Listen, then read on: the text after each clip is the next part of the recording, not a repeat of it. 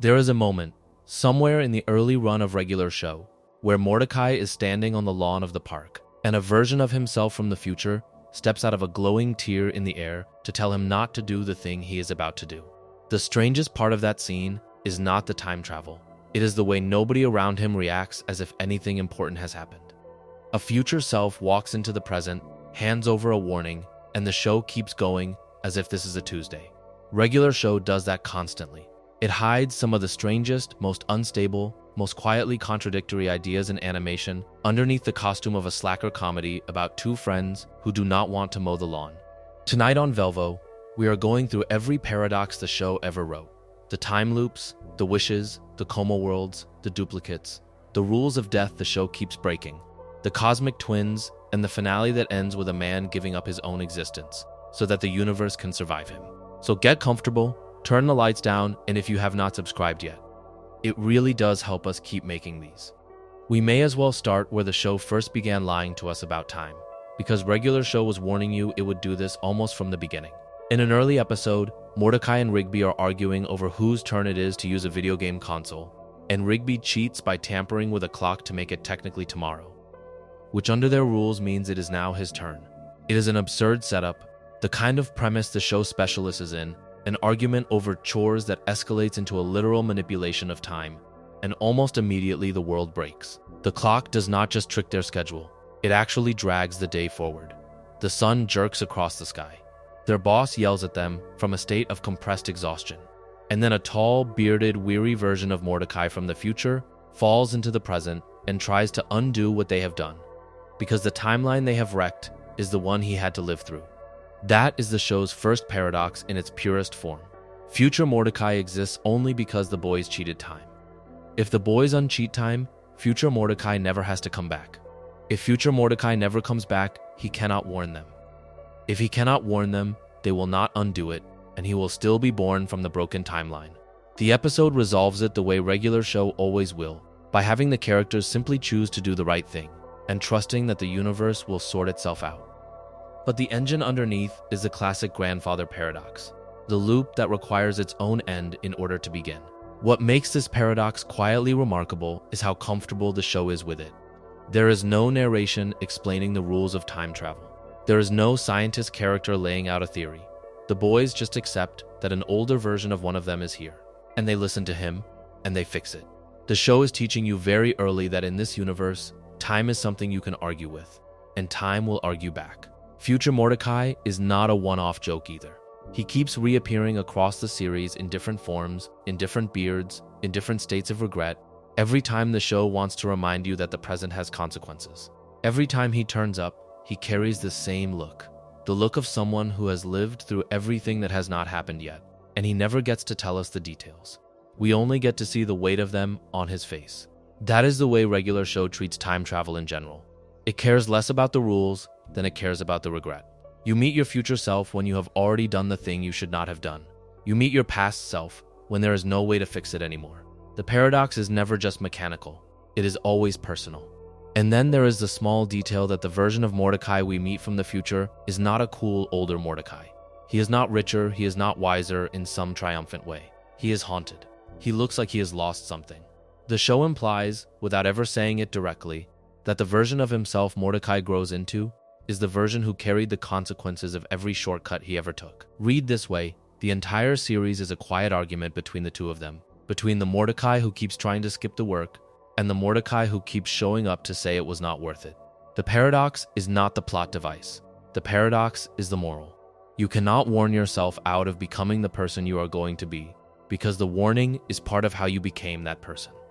Regular show pulls that thread in its very first stretch of episodes and never really lets go of it, and that is why I want to start here.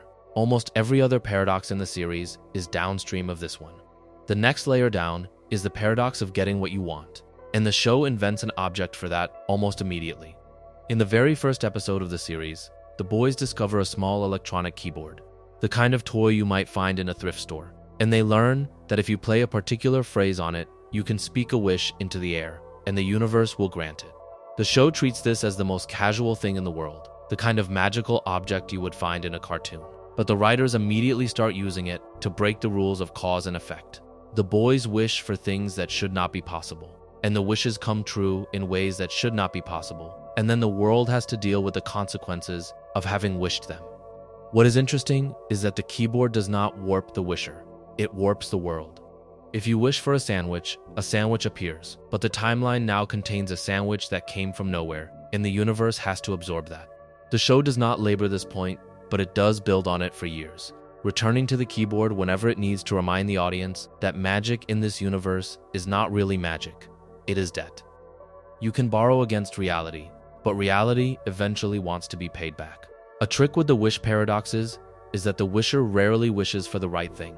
The character closes their eyes, asks for what they think they want, and gets a version of it that exposes how poorly they understood themselves. A wish for popularity will summon a fame that hollows them out. A wish for the easy way will produce a version of the easy way that ruins them. The keyboard is never the villain. The wisher is always the villain. And underneath that lies a paradox the show is happy to articulate over and over again. You cannot want a thing and not want its consequences. You cannot have the outcome without the path that leads to it. The keyboard tries to give you the outcome without the path, and the universe corrects for it by inventing a path retroactively, and the path is always uglier than the work would have been. Read this way, the keyboard is the show's first miniature theology. It is the show telling you, gently, that shortcuts have shapes, and the shapes are usually monsters. The keyboard also produces a smaller paradox that is easier to miss. Once you know a wish machine exists in the show's universe, you keep wondering why nobody uses it for the bigger problems. Pops' loneliness, Skips' grief, the various end-of-the-world scenarios that arrive in the later seasons, all of them sit in a world where, technically, a small electronic keyboard could undo everything. The show never directly addresses this, but the implication, if you read between the episodes, is that the characters have learned that the keyboard is not actually a solution. It is a mirror. It shows you what you would do if you had power, and it usually shows you that you would misuse it. By the time the series reaches its cosmic stakes, the keyboard has quietly become irrelevant, because the characters have grown past the kind of person who would use it. That is the unspoken arc the show writes around the object. The first paradox of want is wanting the wrong thing. The second paradox of want is learning, slowly, to want differently. The keyboard never has to evolve. The boys do. There is also the harder paradox of the wishes that do not get reversed. The show occasionally lets a wish stand, and lets the consequences just sit there in the background, never quite addressed. A character will say something through the keyboard, or speak the wish into some other artifact the series occasionally produces. And then the episode will end on a small, uneasy beat. The kind of beat that does not call attention to itself, but lets you know that something has been bent and will not bend back. The argument that lives in those endings is that some of the paradoxes the boys create are not the kind you fix. They are the kind you live with. The version of yourself who made the wish does not get to apologize to the version of yourself who has to inherit the result. The two of them are the same person, and that is the trap. You only ever meet the consequence after you have already paid for it. Taken as a unit with the time travel episodes, this suggests that regular show is quietly building a theory of personhood across its first few seasons. Every paradox in the show is, in some sense, about the same thing. The relationship between who you are now and who you will have to become. The wishes change you by giving you what you asked for. The time travel changes you by showing you the version of yourself that did not change in time. The two work as opposites, but the moral is identical. The show wants you, as the viewer, to feel the slow horror of being authored by your own decisions. And it dresses that horror up in jokes and synth music and sandwich quests so that you can laugh through it. By the time the cosmic stakes arrive, the show has spent years training you, the viewer, to read its silly objects as ethical experiments. The keyboard is the first one. It will not be the last. Skips is the show's third paradox, and probably its quietest. He is the groundskeeper. He is tall, he is silent for stretches at a time, he is the one the boys go to when something cosmic is unfolding and they need an adult who has seen this before. The running joke of the early seasons is that Skips already knows the answer, no matter how absurd the question is. And the running explanation is that he is much, much older than he looks. The show eventually fills that in. Skips is immortal, in a sense, an unkillable being who has lived long enough to have outlasted most of the people he ever loved, and the show treats his immortality not as a cool superpower, but as the closest thing it has to a tragedy. He is fixed in time in a world that keeps moving. He is the still point. Everyone else gets to age and forget. he never gets to do either. The paradox the show writes around Skips is that the only person who could really understand him is also him. He is alone in a particular way that other characters in the show cannot reach, because no friendship he forms can be a friendship between equals on the question of duration. Every friend he makes is somebody he will outlive. Every relationship he enters is, in a way, a relationship he is already grieving. The show implies, without sentimentalizing it, that Skips' silence is not stoicism. It is the silence of a person who has had to find the limit of his own grief and live politely on the other side of it. He cannot afford to feel each loss at full volume, because there are too many losses. So he turns the volume down, and you read that as a quiet man, when really, he is a man who has had to learn how to keep functioning while carrying more than any single life could carry. The deeper paradox is that the show eventually reveals there was a woman in Skips' past, a woman he loved, a woman he lost. And the loss of her is in some sense the reason he is still here. The show writes his immortality as a kind of debt, the kind of life you keep on because somebody else paid for it, and now you do not get to put it down. He skips, literally instead of walking, because of a promise that involved her. He is the only character in the series whose physical mannerism, the constant skipping, is a memorial. He cannot stop moving in that particular way without dishonoring her memory, so he keeps moving in that particular way for centuries. Read this way: the paradox of Skips is the paradox of mourning. The thing that keeps you alive in your grief becomes a thing you cannot put down without losing the person all over again. He is not skipping because he is happy. He is skipping because he refuses to let her be forgotten, and the only person he can refuse on behalf of is himself. What makes this so quietly devastating, in a show that is mostly about a blue jay and a raccoon arguing about who washed the van last, is that Skips is the character the others go to when they need wisdom. And the wisdom he gives them is almost always practical, almost never personal. He answers their questions. He does not tell them his own story. He withholds himself out of a sense that his story is too large to be useful to them, and they almost never push him on it. The show implies that this is part of his loneliness too. He is the wise one, but he is wise in a category that has only one member. Nobody asks him follow-up questions about being eternal, because nobody else is. That is the paradox of the wise immortal in any story, and regular show writes it with more restraint than it gets credit for. He has all the answers. Nobody can hold the answers with him. There is also a smaller paradox about how Skips can die and not die. The show, on more than one occasion, puts him in mortal danger, and the audience knows, on some level, that he should be the safest character in the show, because his entire premise is that he cannot really be killed. But the show plays with the rule. He gets weakened. He gets stripped of his strength. He gets temporarily aged or temporarily bound, or temporarily unable to use the unkillable parts of himself. The argument here is that his immortality is conditional, not absolute, and the conditions are emotional. He is unkillable because he made a promise. If he ever stops keeping the promise, the immortality might let go. He cannot quit being who he is without quitting being at all. That is a brutally specific paradox to write into a comedy show, and it is the kind of detail you only notice the second time through. Skips is not allowed to rest. He is also not allowed to stop. He is held in place by the same thing that keeps him going, and the show treats this with the kind of dignity you would not expect from an animated series whose secondary plot in the same season involves a sentient hot dog. The fourth paradox is the one that gets to me, and it sits inside the Excellent episode in the third season. The premise is a children's challenge at a diner, an enormous omelet nobody has ever finished, with a small reward of a trucker hat for whoever does. Rigby decides he is going to be the one to finish it. The omelet is too big. The omelet is impossible. The omelet is, in some weird way, the show's miniature theory of what a paradox actually is. A thing whose existence depends on its own unreachability. If anyone finishes it, it stops being the impossible omelet. If nobody finishes it, it stays the impossible omelet. The reward only matters because the achievement is treated as unattainable, which means the reward only retains its value as long as it is not being claimed. The moment Rigby decides he is going to claim it, he steps into the kind of contradiction the show loves to puncture. What follows in the episode is, in fits and starts, one of the most emotionally serious things the show has ever produced. Rigby cannot finish the omelet without help. He cannot finish it with help, because the rules forbid help. He keeps trying anyway, because for him the trucker hat has become something it was never supposed to be. A piece of proof that he can do something on his own that the world says is unreachable. The pursuit of the impossible omelet is, in his mind, a referendum on whether he is capable of being a person who finishes things, and that is a much heavier weight than a comedy plot can usually carry.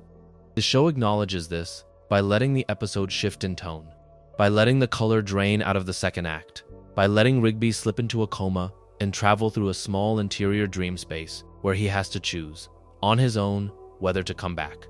That is the paradox the show keeps locating in its premise.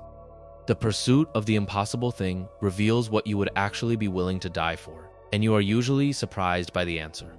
The dream world inside the coma is its own paradox, of course. He has to find his way out of a place that he is not technically in, with the help of a small angelic figure who is in some sense a version of himself, or a version of his memory of his friends, or both. The episode never quite explains the metaphysics, and it does not need to. What matters is that Rigby, who has spent the entire series acting like a person who never thinks about anything for more than 4 seconds at a time, is suddenly given the kind of internal landscape that you only ever see in characters the show takes seriously. He has the entire time been carrying the same emotional architecture the more obviously serious characters have. He just keeps it hidden under jokes and yelling. The excellent episode pulls the cover off and shows you that the joke is the disguise, not the truth. He is not a goofy raccoon. He is a person whose self-worth has been on the line all along. And the show was nice enough to keep that mostly invisible until it needed you to see it. The paradox of the trucker hat is that he gets it. He earns it. He survives the impossible omelet and the coma and the recovery, and the show gives him the hat. And in giving him the hat, the show pulls the rug out from under its own theology of unattainable things, because by the rules of the diner. The hat could only stay sacred as long as nobody won it. Once he wins it, the hat is just a hat. He has solved the impossible omelet, and the impossible omelet has stopped being impossible, and the achievement, in some sense, has consumed the meaning that drove him to it. That is the cruel mathematics of certain kinds of ambition, and the show writes it without saying it, leaving you to feel it instead. The hat does not change him. The trying did. The hat is just a souvenir of the version of himself he had to become in order to win it, and souvenirs are inert objects. They only matter to the person who knows what they cost. There is a smaller paradox tucked inside this one that I want to name explicitly. The challenge at the diner could only have existed because nobody before Rigby cared enough to die for it. Some part of the impossibility was social, not mechanical. The omelet could be eaten. It just could not be eaten by anyone willing to do anything less than what he did. The show implies, very gently, that a lot of impossible things are like this. They are not impossible in the way that mathematics is impossible. They are impossible in the way that things become impossible when nobody believes they are worth the cost. The paradox is that the unattainable goal protects itself by being too expensive. The moment somebody is willing to be the wrong amount of foolish about it, the goal stops being a goal and becomes a thing. Rigby pays the price. He gets the thing. The price was never really about the thing. The whole structure was a way of finding out who he was, and the show is honest enough not to pretend that the discovery felt good. The character called Death is the next paradox, and he is one of the most consistently strange ideas regular show ever invented. He is a tall, lanky, accented figure in a black hood who shows up periodically to collect a soul, and almost every time he shows up, the characters find a way to keep him from doing his job. That is the running gag. The Grim Reaper in the universe of regular show is a guy you can beat at a contest. He is a guy you can outsmart, out-wrestle, out-argue. He shows up to take a friend. And the friends say no, and he has to negotiate, and the negotiation always ends with Death walking away with less than he came for. The first time the show does this, it is a great joke. The second time, it is a joke that has become a system. The third time, you start to wonder what kind of universe this implies. If Death can be defeated by argument, what does that say about Death? What is interesting about the way the show writes him is that he is never the villain. He is doing a job. He is not malicious. He shows up because somebody is supposed to die, and the rules of the world say it is his job to come and take them. And when the boys refuse, he is genuinely put out, in the way a delivery driver might be put out, not in the way a god might be wrathful. He is bureaucratic mortality. He is the universe's customer service representative. And the paradox is that a universe in which Death is a customer service representative is a universe in which Death is not really death. It is a transaction. It can be renegotiated. It can be deferred. It can be passed off to somebody else by mistake. The rules apply unevenly because they are administered by an entity who can be talked out of them.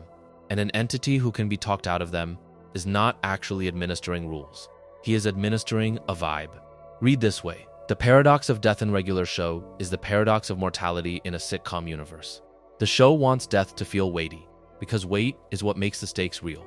But the show also wants death to be reversible, because the characters need to keep being on the show. The compromise is a death who carries the iconography of finality, the black hood, the scythe, the cosmic accent, but who in practice is just another guy whose plans can be ruined.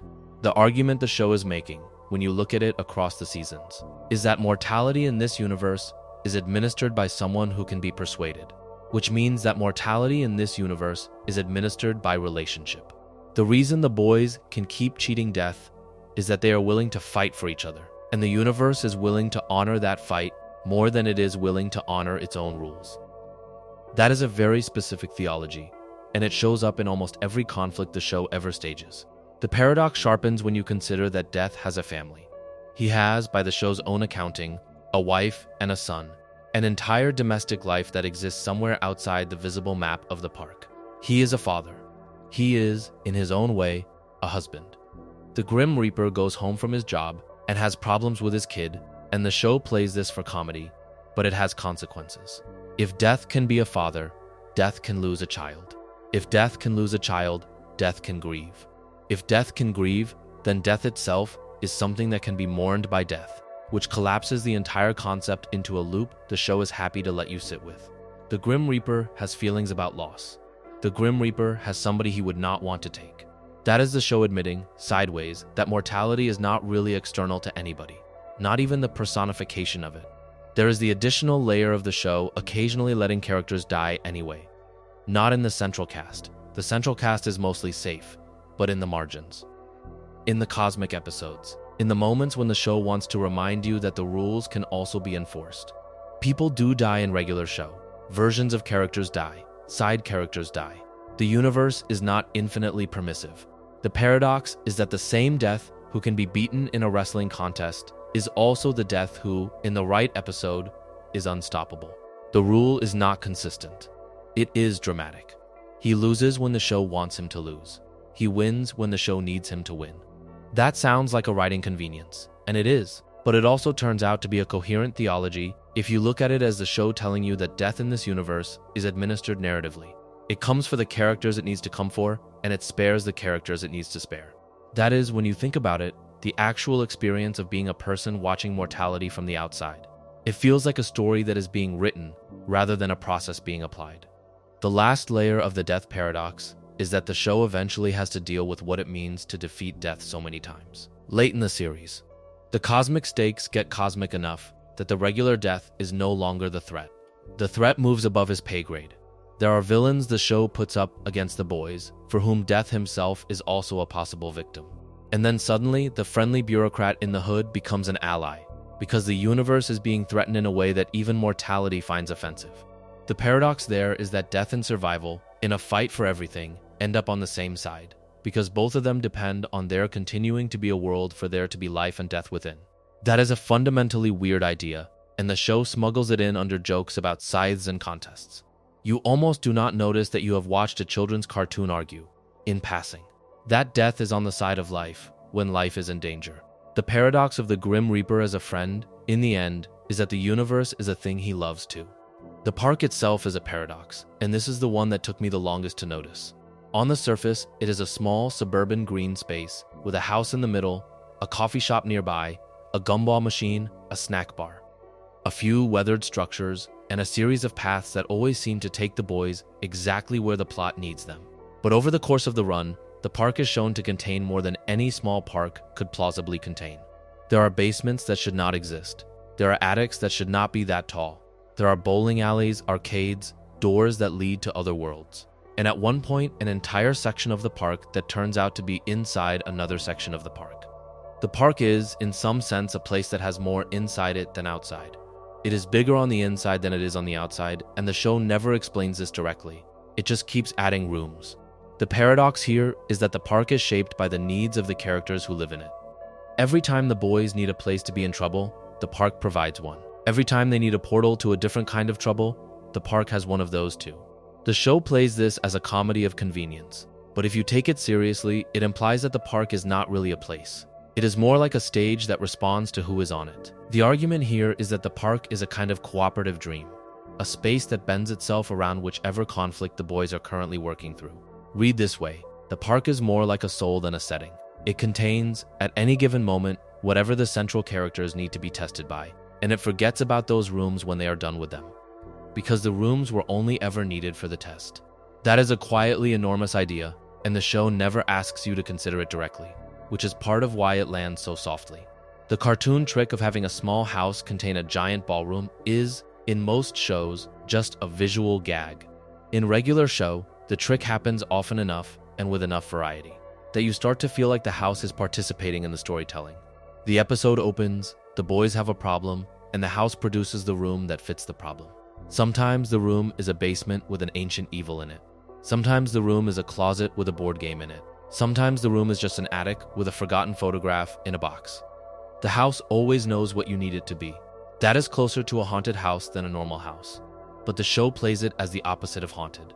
The house is friendly. The house is, in some sense, on the boys' side. It is supplying the conflict because it loves the conflict, the way a parent might keep certain games in a closet because the child is going to need them eventually. The paradox sharpens when you look at the relationship between the park and Mr. Maillard, the owner. He treats the park as a business. He treats it as a piece of property. He treats it as something he is going to leave to his son.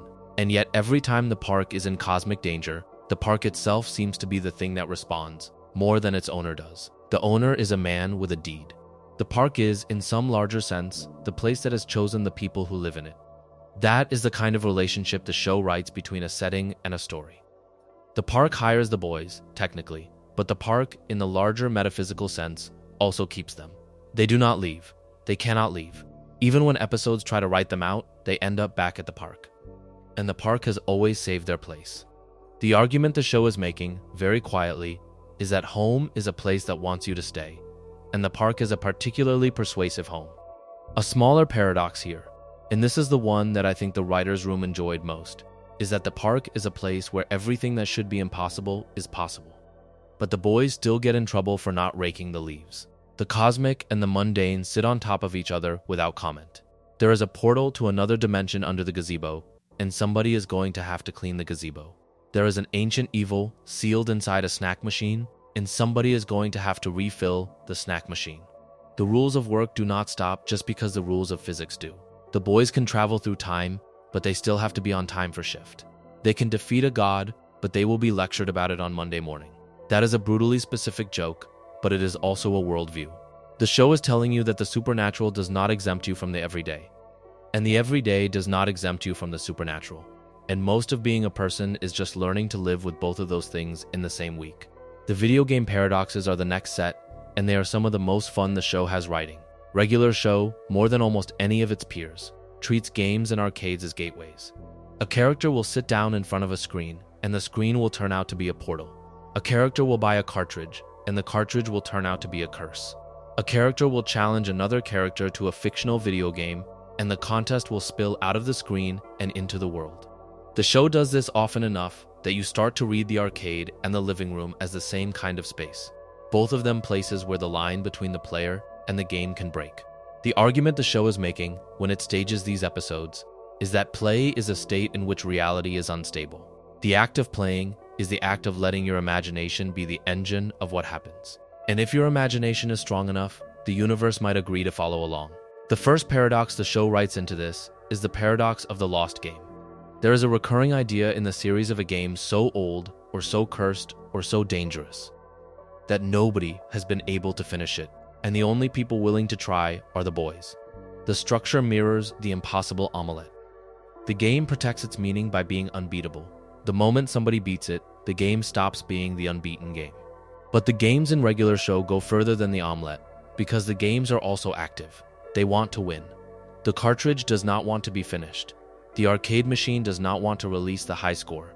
The opponent does not want to lose. Play, in regular show, is adversarial in a way that gestures at the older idea of games as rituals. You are not just trying to beat the machine. You are trying to outlast the thing that lives inside the machine and does not want you to take its prize. The paradox is that beating the game is in some sense killing the thing that made the game worth playing. There is also the paradox of the player who becomes the game. The show stages this more than once. Characters who are drawn into a game so completely that they stop being the player and start being a piece on the board, and the board starts being the world. Once you cross that line, the rules of the game become the rules of reality, and you have to win the way the game wants you to win, with the game's logic, not yours. That is a very specific anxiety, and it shows up in the show's writing about anything that involves obsession, which is to say, it shows up almost everywhere. The keyboard episodes have a version of it. The Impossible Omelette episode has a version of it. Even the time travel episodes have a version of it, because being trapped in a loop is, structurally, the same as being trapped in a game that will not let you stop until you have played the right move. The paradox of the player who becomes the game is the show's broader theory of identity, the theory that you are partially authored by what you cannot stop participating in. The thing you keep returning to is the thing that is, in some sense, writing you. The third game paradox is the one I think the show plays for the deepest laughs, which is the paradox of the video game character, who has been treated as fictional but is, by the rules of the show, real. The show keeps showing you that figures inside games have inner lives. They have agendas. They have feelings about being beaten, or being abandoned, or being left on the title screen for too long. When a character logs off, the show implies the game world does not pause. It just goes on without you, and the next time you log on, you are walking into a world that has spent the night being itself, and is not necessarily glad you are back. That is a small horror that the show writes with surprising tenderness. Read this way. The paradox of the game character is the paradox of any minor character in any narrative. They are alive when you are not watching them. They have a perspective on you, the player, that you do not get to see. Their reality is partial, and they know their reality is partial, and that knowledge changes how they look at you when you return. Then there is the paradox of the high score, which the show takes more seriously than it has to. The high score is, on paper, just a number on a screen. The show keeps treating it as a kind of soul. A character will dedicate years to chasing a high score that the world does not care about, and the show will let that dedication be played for laughs. And then in the third act, it will let it be played for sincerity, and somewhere between those two registers, the high score stops being a number and starts being a stand-in for the question of whether anything anybody does ever lasts. The paradox is that the high score is unstable. Somebody can always beat it. The machine can always lose power. The cartridge can always be lost. The number is meaningful only because somebody believes in it, and as soon as nobody believes in it, the number goes away. That is a much bigger idea than a cartoon owes its audience, but regular show keeps slipping it in. The high score is one of the show's small theological objects, alongside the keyboard and the trucker hat. It is a thing whose meaning is generated entirely by the willingness of the people who care about it to keep caring, and the show writes that with the kind of soft, unsentimental affection that makes you realize the writers know exactly what they are doing. The doomsday paradoxes are the next big cluster, and they are where the show starts to escalate. Beginning in the middle seasons, the threats the boys face stop being individual antagonists and start being the kind of antagonists who want to end everything. There are demons. There are evil corporations. There are cosmic entities with grudges against the staff of the park. There is, at least once, a literal embodiment of the apocalypse, and the show plays it as a joke at first, and then as a real threat. The paradox of these antagonists is that they tend to be defeated by something the boys already had, an object on a shelf, a song they wrote in a previous episode, a friendship that was strained but not broken, a memory they had not realized mattered. The show, over and over again, suggests that the end of the world is, in the local universe of the park, defeated by being a person who paid attention to the small details of their own life. The villains want to undo everything. The boys defeat them by referring back to specifics. That is, on paper, the same paradox as the time travel episode. The future is fixable because the past is paid attention to. The cosmic is defeated by the granular. The end is held off by the middle. The most explicit version of this is the running idea across more than one season that there are villains who have an existential grudge against the park, and the boys, and Pops in particular. These villains tend to arrive with overwhelming power, and they tend to lose because somebody in the cast remembers something they did not have to remember. A song, a name, a promise. The arc that runs from the middle seasons into the space arc keeps coming back to this. The villains forget that they are part of the world they are trying to destroy, and the heroes remember that they are part of the world they are trying to protect. And the difference between remembering and forgetting is what tips every fight. The paradox the show is writing is that destruction is a kind of forgetting, and survival is a kind of memory, and the universe rewards the side that has been paying attention to itself. That is a heavier idea than the show is given credit for, and it is worth pausing on. The doomsday villains in regular show are almost always not motivated by malice in the abstract. They are motivated by a specific historical injury. Somebody hurt them, or somebody outshone them, or somebody won a fight they thought they should have won, and they have spent eons polishing their grudge into an apocalypse. The paradox is that their power grows in proportion to their grudge, but their power also depends on the grudge staying intact. As soon as the heroes can reach the wound, the power starts to deflate. The boys defeat these villains by getting them to acknowledge the smallness of the original injury.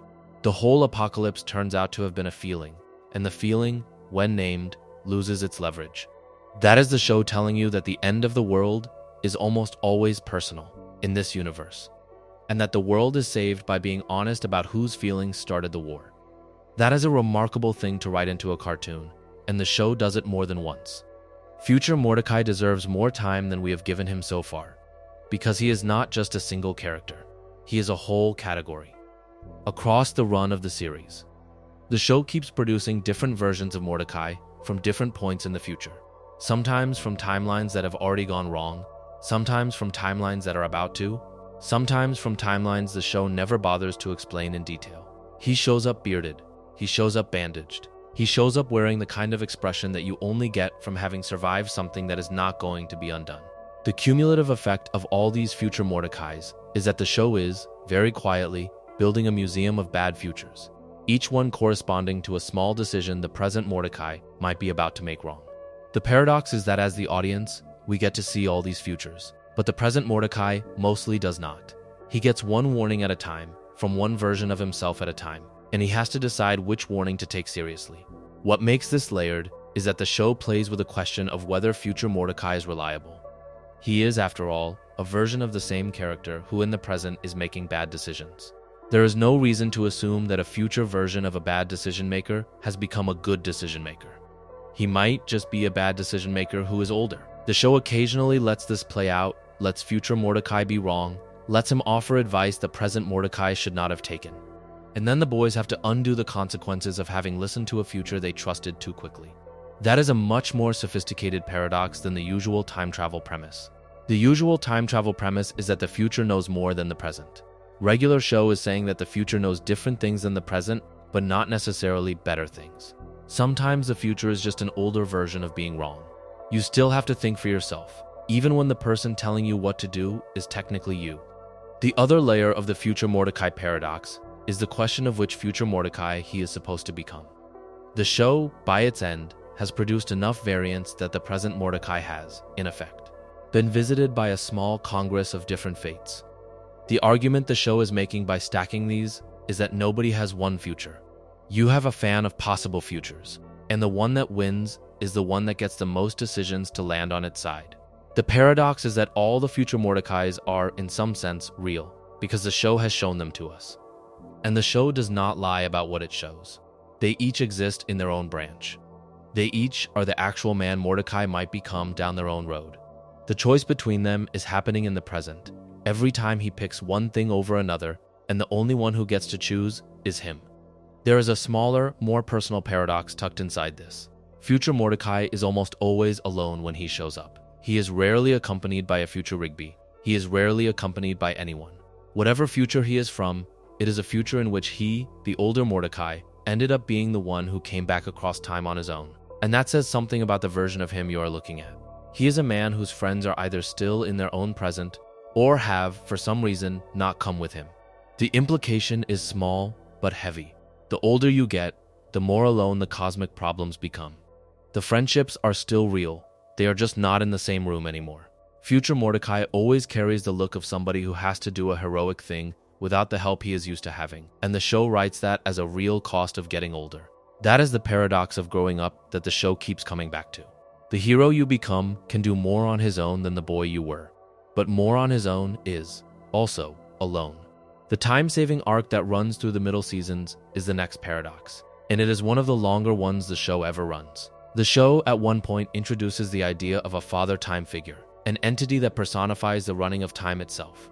and a place that exists outside of time where the entire structure of the timeline can be observed and, more dangerously, edited. The boys end up there. They end up there because, true to form, they have done something small and reckless that has bigger consequences than they expected. And once they are there, the show introduces a paradox that runs deeper than the time travel episodes from earlier in the run.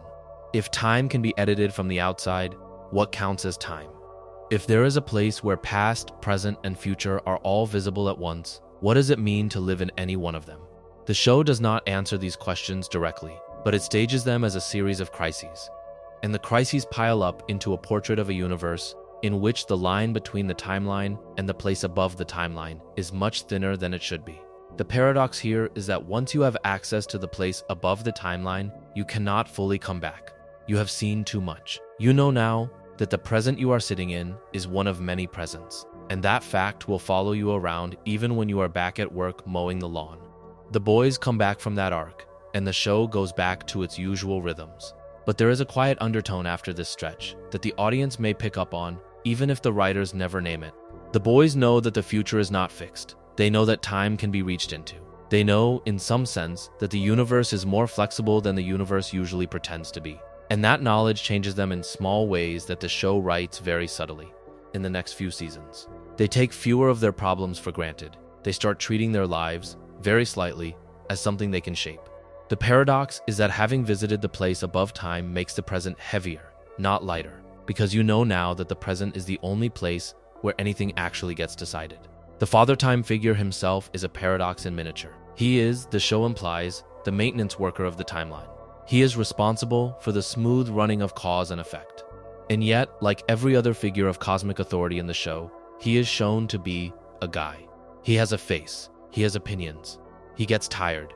He gets exasperated. He is in some sense just an older version of every boss the boys have ever had at the park, applying the same kind of mild frustration to a much larger jurisdiction. The paradox is that the operator of time is just another worker, with a shift and a punch card and a kid he loves.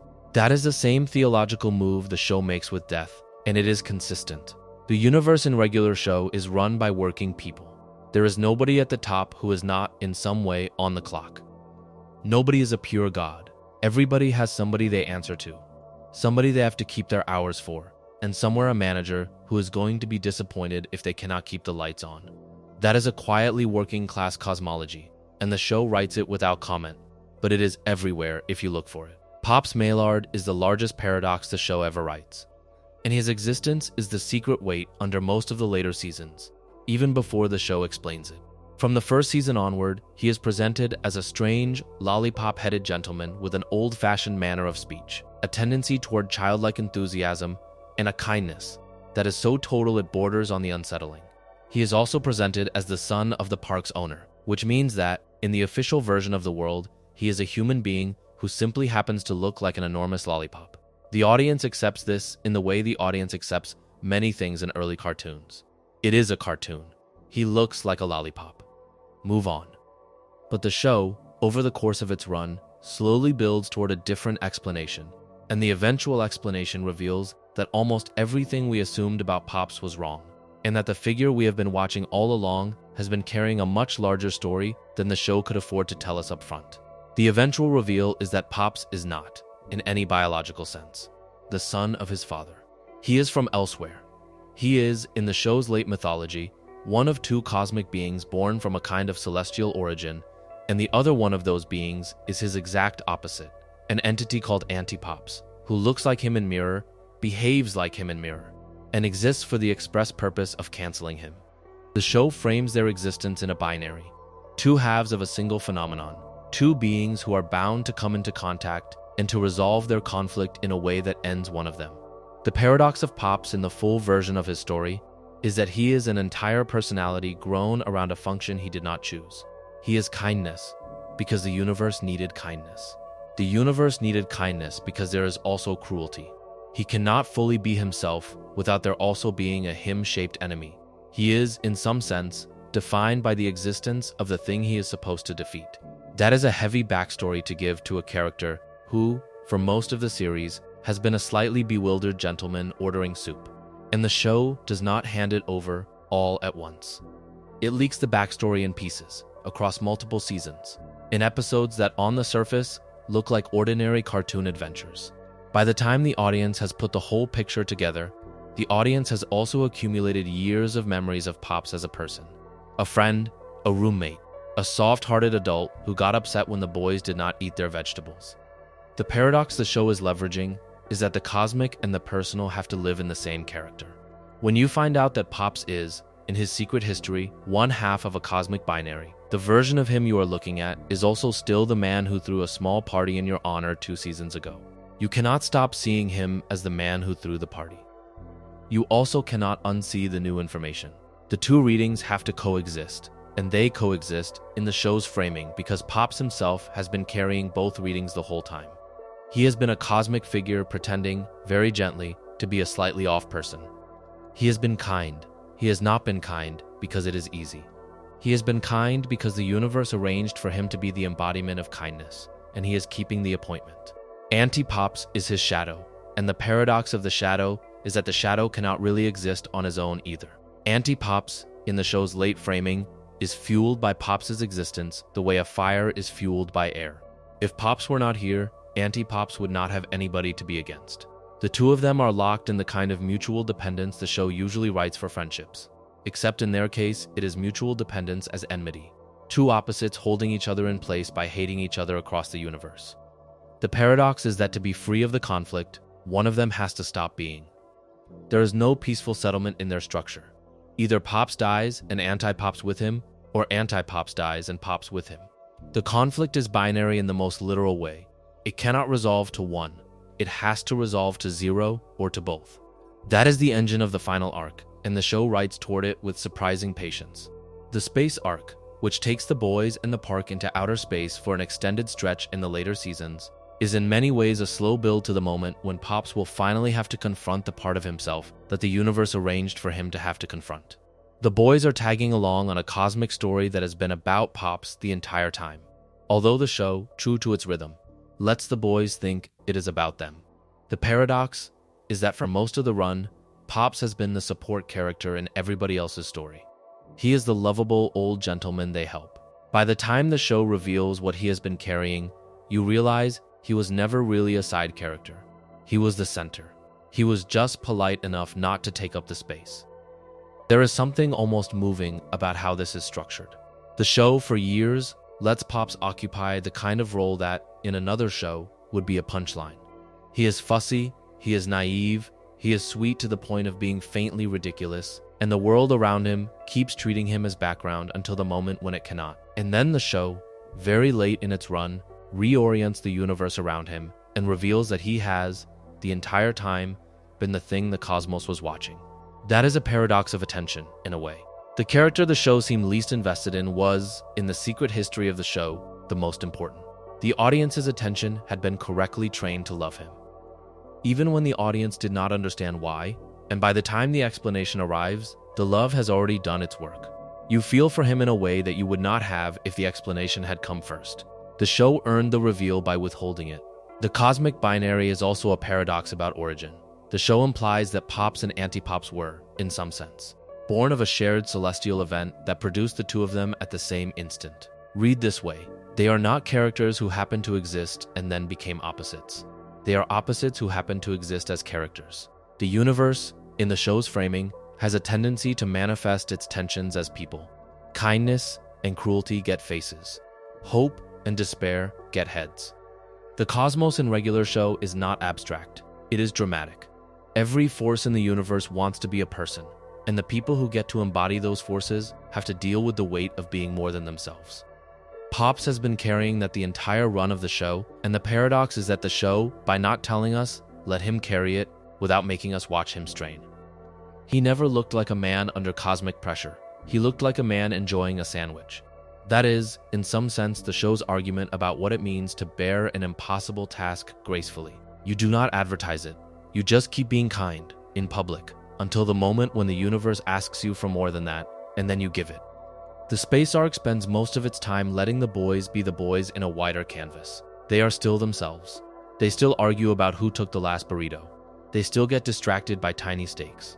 But the canvas behind them has grown to include alien fleets cosmic prisons, ancient enemies, and a kind of intergalactic politics that did not exist before.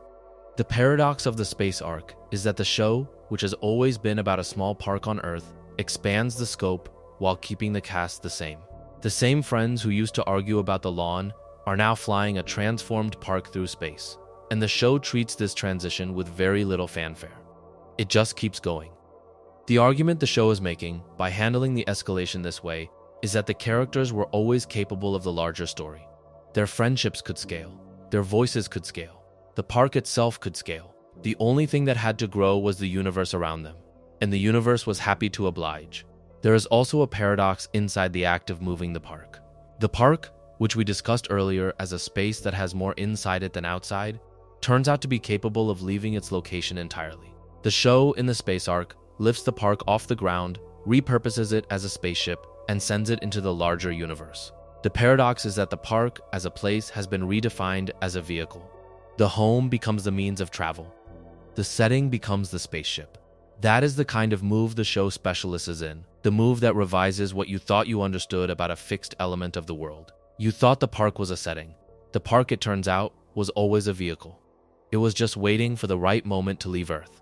The implication, if you take it seriously, is that home, in regular show, is whatever container holds your friends, and the container is allowed to move.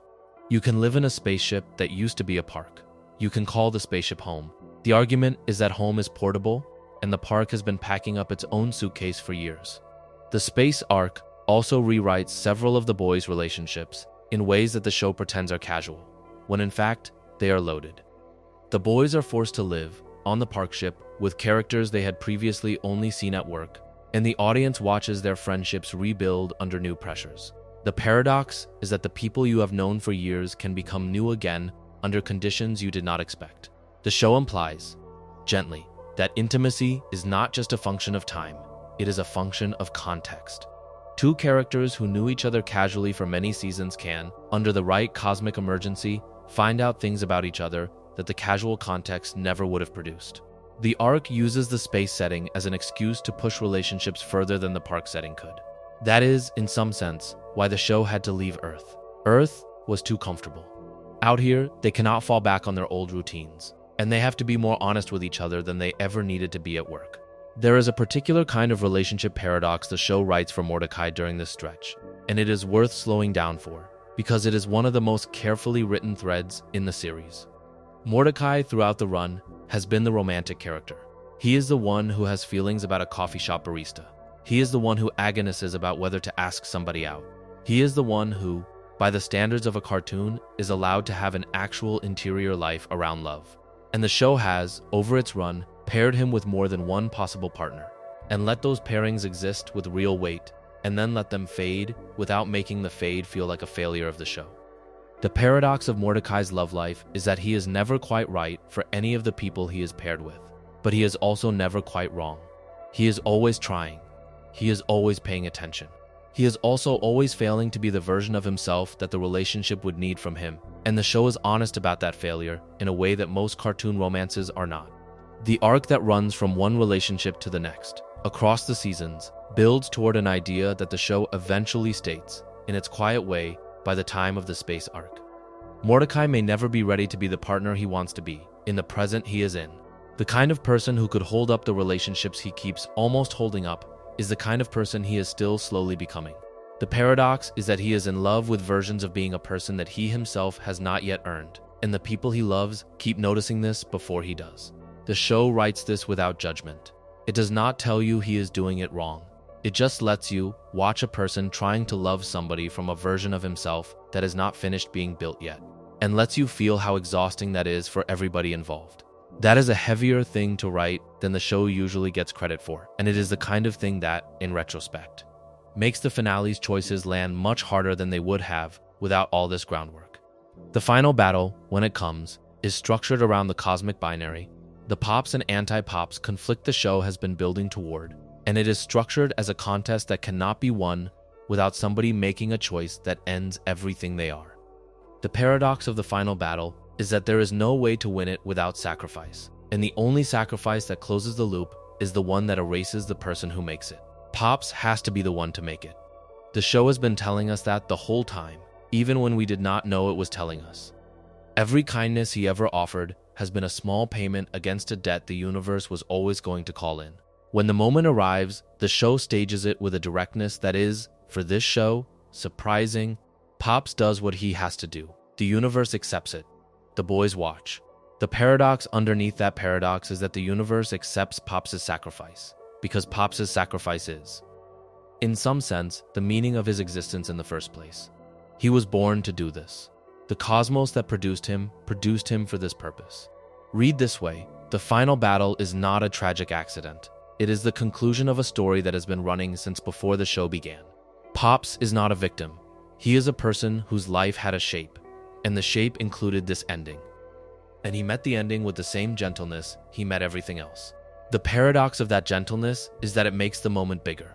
If he had been frightened, the moment would have been smaller. The fact that he is calm and kind and ready makes the universe owe him more in return. The show implies, without saying it, that the cosmos in some way takes notice of how the appointment is kept. He keeps the appointment well, and the cosmos honors it by letting the universe continue. There is also a smaller paradox here that I want to make sure we name.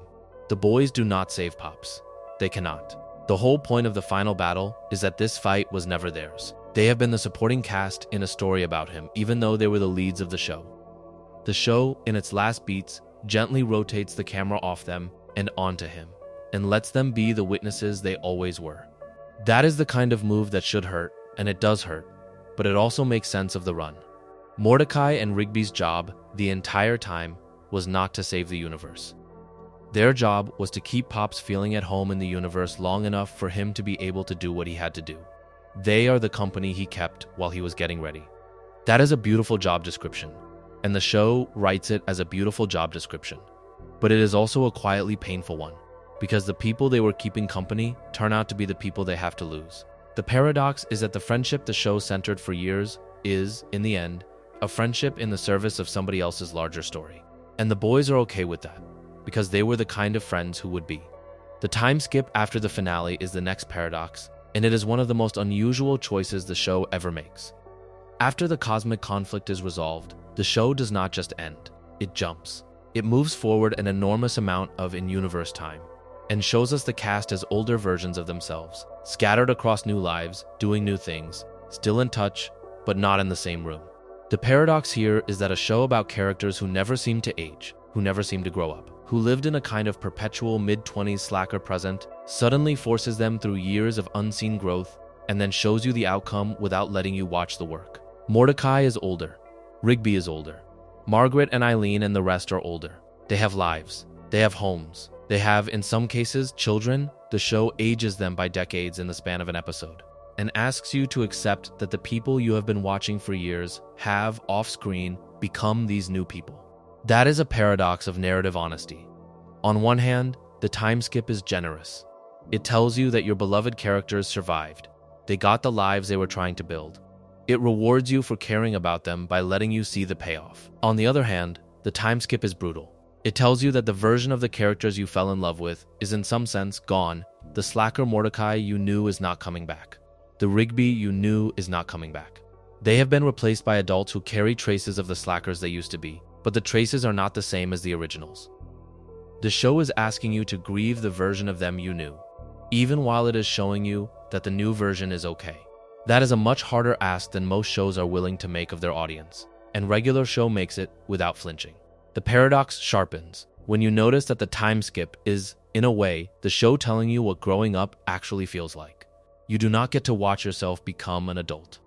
You go to sleep being one version of yourself, and you wake up, years later, having quietly become a different version of yourself, without having been able to track the exact moments of the change. The show, by skipping the years, is being true to that feeling. The boys, for the entire series, were trying to grow up. The show could not really write the process of growing up week by week, because growing up does not happen week by week. It happens in the gaps between the weeks. So the show shows you the gap.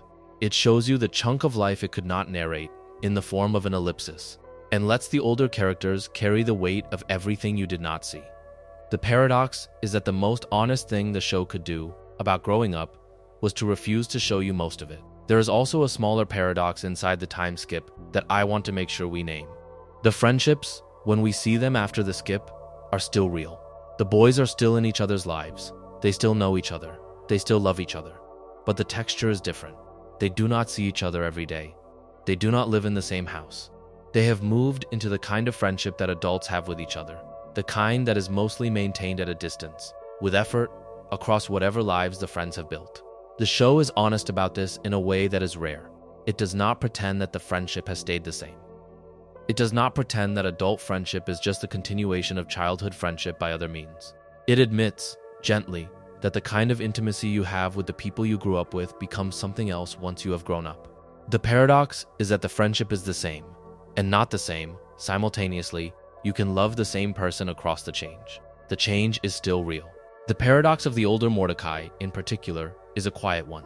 We see him as an adult, with a life that includes things he did not have during the series. He is settled.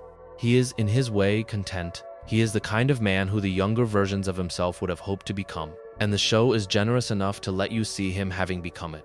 But we, the audience, also remember every future Mordecai we have ever seen. Every haunted older version of himself who came back to warn the present. And we have to reconcile those future Mordecais with the actual future Mordecai the show, in the end, gives us. The reconciliation is, the show implies, that the present Mordecai listened. He took the warnings. He did not become the version of himself the warnings were trying to prevent. He became this one instead, the one we see in the time skip, the one who is okay. The paradox is that all the future Mordecais were real, but only one of them was the one he was going to be, and the choice between them was made by the present Mordecai paying attention. The version of Rigby we see is its own paradox.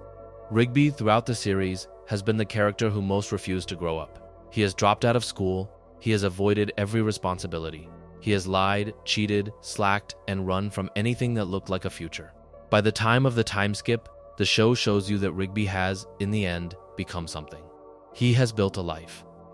He has, in his own way, finished what he refused to finish. The paradox is that the character whose entire defining trait was avoidance turned out, given enough years, to be capable of follow-through. The show implies, in its quiet way, that the avoidance was never really laziness. It was fear. And when the fear was given enough time and enough love to become manageable, the follow-through came on its own. That is a much warmer ending for Rigby than the audience necessarily expected, and it is one of the show's most generous, quiet decisions. The other characters get their own version of this. Each one of them, in the time skip, has become a slightly more fulfilled version of themselves. The version that the series, by its rhythms, was always heading toward without saying so. Benson is more himself than he was. Skips is more at peace than he was. Pops, in his absence, is still here, in the form of what he taught them. The park, as a place, has continued. The world has moved on. The paradox is that the ending is not really an ending. It is a continuation that the show chose to show you a piece of, before stepping back. The show is implying that everybody's life goes on after the camera turns off. The story you were watching was one slice of a longer story that includes all the years before and all the years after. And the show is generous enough to give you a glimpse of the after, so that you can carry the weight of the before more easily. There is a category of smaller paradoxes that I want to slow down and walk through, because they are the kind of paradoxes that only become visible when you have watched the whole show and started to notice the patterns. The first of these is the paradox of memory in the show. The cast remembers some things with surprising precision and forgets other things with similar precision. And the line between what they remember and what they forget is not exactly arbitrary, but it is not exactly logical either.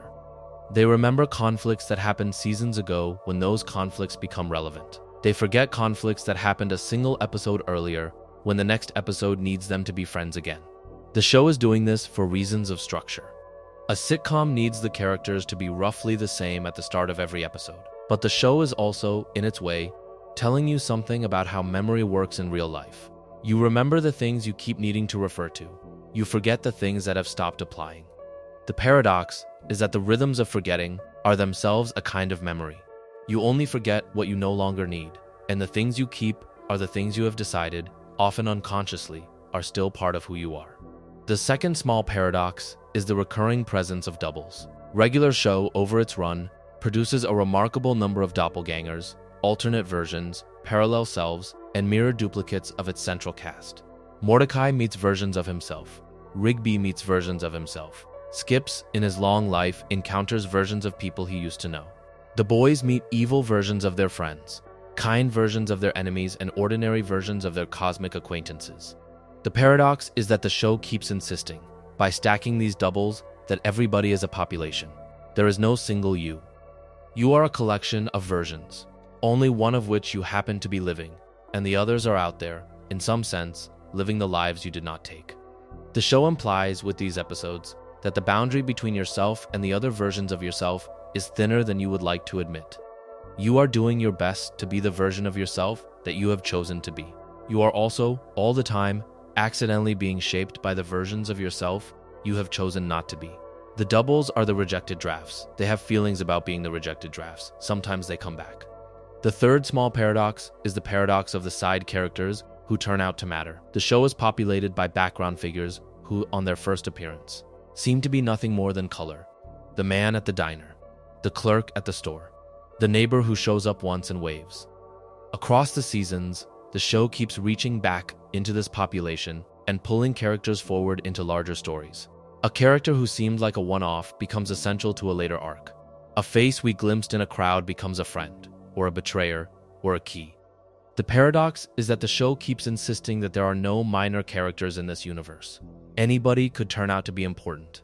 The implication, read forward, is that the world the boys live in is dense with hidden significance. You cannot walk past somebody in the park without potentially walking past your future ally or your future enemy. That is a paranoid worldview, but it is also a generous one. Nobody is background. Everybody is somebody, even when you do not need them to be. The fourth small paradox is the paradox of food.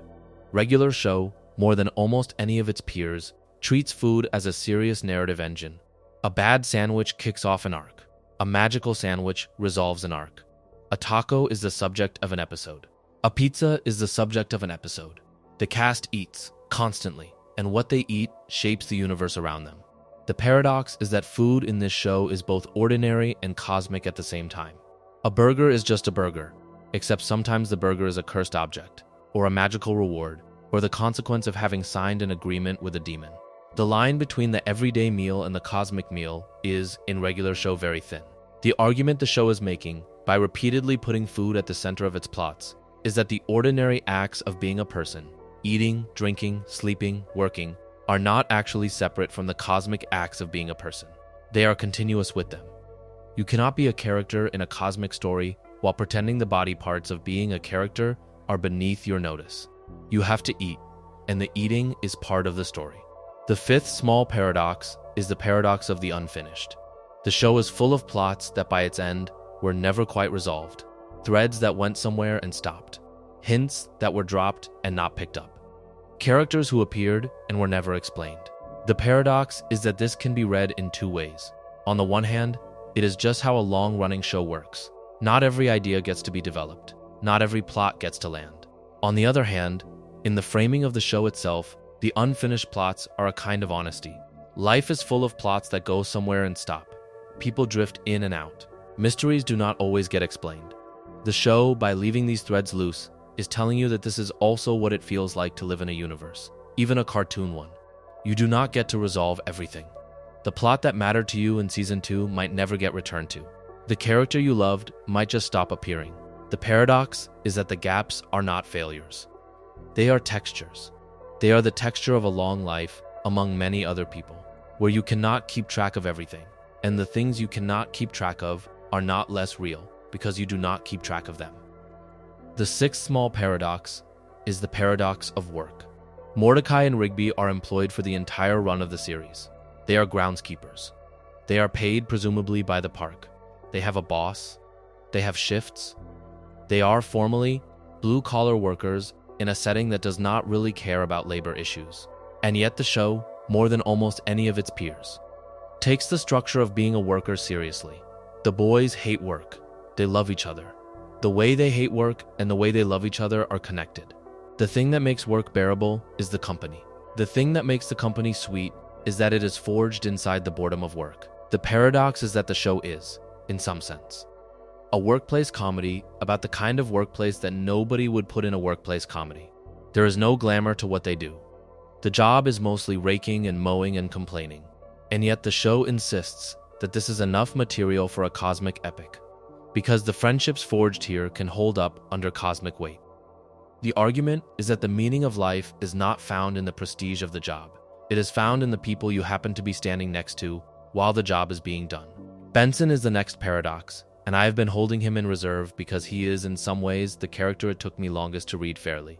On the surface, Benson is the boss. He is the gumball machine in a tie who yells.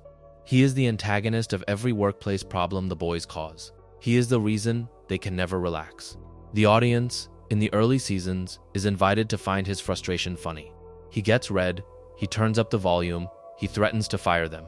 The show plays his temper as a recurring beat. But across the run of the series, the show keeps revising the picture.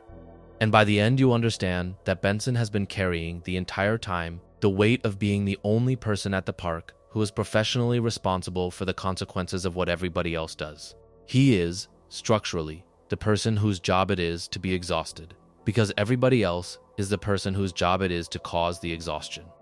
The paradox of Benson is that the more the show lets you see his interior life, the more you realize that his frustration is, in some sense, a kind of love. He cares about the park. He cares about whether it works. He cares against his own will about the boys he is supposed to be supervising. The yelling is the form his care takes, because the yelling is the only form he has been able to find that gets through to people who structurally refuse most other forms of feedback. He is not yelling because he is cruel. He is yelling because nobody listens when he speaks quietly. And he has learned, the hard way, that volume is the only register that registers. That is a quietly heartbreaking thing to write into a comedy boss, and the show writes it without italicizing it. You only notice it when you have watched enough of him to see the pattern. The deeper paradox is that Benson has dreams of his own that have very little to do with the park. The show over the seasons lets you see glimpses of who he might have been if his life had gone a different direction. He has musical aspirations. He has personal hopes. He has, in his quiet moments, the same kind of interior architecture that the show grants its leads, but his job description does not allow him to act on it most of the time. The paradox is that the character who functions as the obstacle to the protagonist's dreams is, in his own life, a character whose own dreams have been obstructed by the same kind of job he is obstructing them within. Read this way, Benson and the boys are in fact the same kind of person, separated only by the seniority that the park has placed on his shoulders. He is, in some sense, what the boys could become if they kept working there long enough and rose into management. That is a dark thought, and the show lets you have it. There is a moment, repeated in different forms across the seasons, where Benson, having reached the limit of his patience, decides to fire the boys and then ends up not firing them, because the structure of the park, or the structure of his own conscience, will not let him do it. The paradox is that he could fire them. He is allowed to fire them. He is, in some sense, supposed to fire them. But he never quite does. And the show implies, very gently, that he never quite does because he cannot. They are, in their way, his family. He has come to love them in spite of himself. The yelling is, among other things, a defense against admitting that. The paradox of his temper is that it protects him from the affection that would, if acknowledged, make his life harder. You cannot yell at people you have admitted you love. So he has not, in so many words, admitted it. But the not firing tells you everything. The other staff at the park each carry their own smaller paradoxes, and the show takes more interest in them than it pretends to. Muscle Man is a character whose entire shtick, on the surface, is a recurring joke about his mother. He says outrageous things and follows them up with the same punchline. The paradox is that the show, by the time it has spent enough years with him, lets you see that the punchline is, in some sense, his armor. He is afraid of being taken seriously, because being taken seriously is what he is most afraid of failing at. The show lets him be in a real relationship. It lets him have real feelings. It lets him fail and succeed at being a partner and a friend and eventually a married man.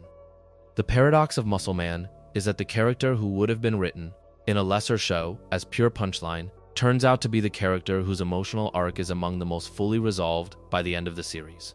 He gets a life. He gets to be loved. He gets to grow up, in the literal sense, into somebody his younger self would have laughed at and his older self can be quietly proud of. High Five Ghost is the small paradox of the quiet friend. He is, for much of the show, a background figure. He is in the room. He is on the staff. He participates in the events. He does not say very much. The paradox is that the show, by letting him be quiet, also lets him be present. He is in every group photograph. He is part of every team. The friendship he offers is, in its way, the most uncomplicated friendship in the show, because it is delivered almost entirely in presence rather than in speech. The argument the show is making, by including him this way, is that there is a kind of love that does not need words. He is the show's example of it.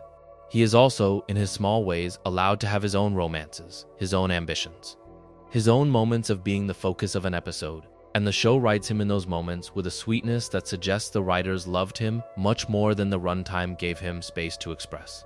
The paradox is that he is undervalued by the show's structure and overvalued by the show's heart, and the discrepancy reads as affection. Pops' relationships with the rest of the cast are their own paradoxes, and they shift in flavor once you know the truth about him. Before the reveal, his fussiness, his courtesy, his old-fashioned vocabulary, all read as charm.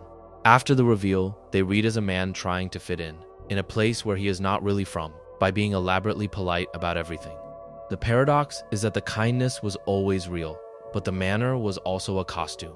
He was being the kind of gentleman he thought he was supposed to be, in part because being that kind of gentleman gave him a vocabulary for moving through a world that was not quite his. The show lets you reread every Pop scene through this lens, and the rereading is strangely tender. He was trying so hard, and the cast did not know, and he did not mind that they did not know, because being kind to them did not need a reason they understood. Mr. Maillard is the next paradox, and he is interesting because he is, in some sense, both a father and not a father. He raised Pops. He cares for Pops. He has, by all visible measures, loved Pops as a son. But Pops is not biologically his. He is the celestial being who came to Earth and was, by accident or by destiny, found and raised by a human man who decided to be his father. The paradox is that the relationship is, on every level that matters, real, even though the relationship is, on the level of biology, fictional. Mr. Maillard chose to be a father to the being he found. Pops chose to be a son to the man who found him. They built the relationship together, out of whatever pieces were available, and the relationship turned out to be, by any measure that counts, the genuine article. The show, in its quiet way, is arguing that fatherhood is not a fact of biology. It is a fact of choice, sustained across years. The man who chooses to raise the child is the father, regardless of what the celestial circumstances of the child's origin might be. That is a remarkably progressive idea to find embedded in a cartoon about groundskeepers, and the show writes it without applause. The dynamic between Mr. Maillard and his version of the park is its own small paradox. He owns the place. He has by all rights ultimate authority. But he is, in practice, an old man who is largely letting other people run it for him. Benson manages. The boys work. The park goes on. Mr. Maillard is mostly an absent landlord, until the moments when his presence is required, and then he steps in with surprising firmness. The paradox is that ownership in this universe is more decorative than functional. The actual work of the park is done by the people who are in the park. Mr. Maillard is, in some sense, the legal fiction that keeps the place running. The real park is the one that lives in the daily routines of the staff. That is a quietly anti-corporate idea, and the show, again, sneaks it in without italicizing it. Margaret is the next paradox, and she sits at a different angle than most of the others, because she is, in some sense, the paradox of a person who is allowed to leave. For the first few seasons, she is the object of Mordecai's romantic attention. She is the barista at the coffee shop. She is the woman he is trying to figure out how to ask out. And then the show, in a move that genuinely surprised people at the time, lets her have an ambition that outgrows the park. She is offered an opportunity. She takes it. She moves away. The paradox is that the show, having spent seasons building her into a romantic possibility for the lead, lets her go before the lead is ready to lose her. The argument the show is making, by letting her go, is that romantic possibilities are real people with real plans, and they are not obliged to wait for the protagonist to be ready. She has her own story. She decides to live it. The show, in letting her leave, refuses the cartoon convention that the love interest must remain available until the hero has figured out his feelings. That is a small revolution in genre, and the show does it without making a big deal out of it. The deeper paradox of Margaret is that her absence does not feel like an absence. The show, by letting her go, makes the question of what is happening with her off-screen a kind of ongoing presence in Mordecai's life. He is still thinking about her. He is still, in some sense, in conversation with the version of her that is no longer in the room. The paradox of a long-distance relationship that is not really a relationship is that the other person becomes a kind of weight in your own decision-making, even when they are not physically there. The show writes this with surprising honesty. Mordecai is, for a long stretch of the series, navigating his own life with the half-conscious awareness that there is a person elsewhere whose existence matters to him, even if they are not officially dating. That is a much more grown-up romantic structure than cartoons usually attempt, and the show makes it work without congratulating itself. CJ is the next paradox, and she is, in some sense, the show's experiment in writing a relationship that works at first and then breaks. She and Mordecai meet under quietly cosmic circumstances. They connect, they date, they go through the kinds of conflicts that real couples go through, and the show is willing to write those conflicts as serious. The paradox is that CJ is, in many ways, exactly the right person for Mordecai, and Mordecai is, in many ways, not exactly the right person for CJ. He is still carrying the residue of his feelings for Margaret.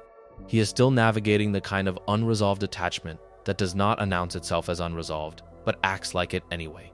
The show lets the relationship deteriorate over the kind of slow, painful misunderstandings that, in real life, take months to land. The paradox is that nobody is exactly the villain. He is doing his best. She is doing her best. They are still hurting each other, because doing your best is sometimes not enough to overcome the parts of yourself you have not yet finished processing. The show, in writing the CJ arc, does something I think is genuinely brave for a cartoon. It refuses to give Mordecai a clean win. The arc does not resolve with him learning a lesson and apologizing and getting CJ back. It resolves with him having damaged the relationship in ways that cannot be undone, and having to live with that damage. The paradox is that love, in the show, is allowed to fail, and the failure is allowed to be his fault, and the show is allowed to make us watch. That is a much more mature treatment of romantic failure than children's animation usually allows. The argument the show is making, by writing this arc, is that you do not get to be the hero of your own romantic story automatically. You have to earn it. And if you do not earn it, you can lose somebody who would have loved you, and the loss is on you. Eileen is the next paradox, and she is, structurally, the inverse of Margaret. Margaret was the love interest who the lead was always almost ready for. Eileen is the love interest who the support character did not realize he wanted until the show had spent a long time making the case. Rigby, for many seasons, treats Eileen as a friend, a neighbor, a casual acquaintance. The show is patient with him. It does not force him to realize he loves her on the audience's schedule. It lets him come to that conclusion gradually, in his own time, with his own resistance. The paradox is that the relationship that ends up being among the most successful and most stable in the show is the relationship that the character resisted for the longest. Rigby and Eileen, by the end, are one of the show's clearest examples of love working. They have grown into each other. They have, between them, figured out how to be a couple in the way that the older Mordecai is still figuring out for himself. The argument the show is making, by setting up the contrast between the Mordecai romances and the Rigby romance, is that the more obviously romantic temperament is not always the one that ends up best at love.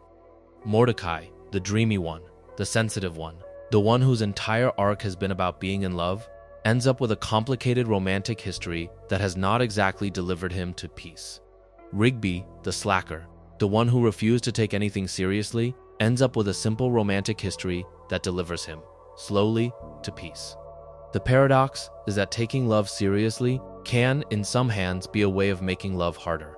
Not taking love seriously, in Rigby's case, gave him room to fall into it accidentally, and accidental love sometimes turns out to be the most durable kind. The show implies, very gently, that you do not always know who is going to be best at the thing you most want for them. Sometimes the friend who refused to try is the friend who, in the end, gets it. The paradox of the audience's relationship to all this is the final one I want to slow down for in this stretch. We, the audience, watch these characters across years. We watch them grow up. We watch them fall in love, lose love, fail at love, succeed at love. And through it all, we were doing the same things in our own lives. The show was, in some sense, growing up with us. The paradox is that the time we spent with it was real time. We are older now than we were when the first season aired. The seasons that contain the boys' youth contain, also, a slice of our own youth, and watching them now is, in part, an act of remembering who we were when we first watched them.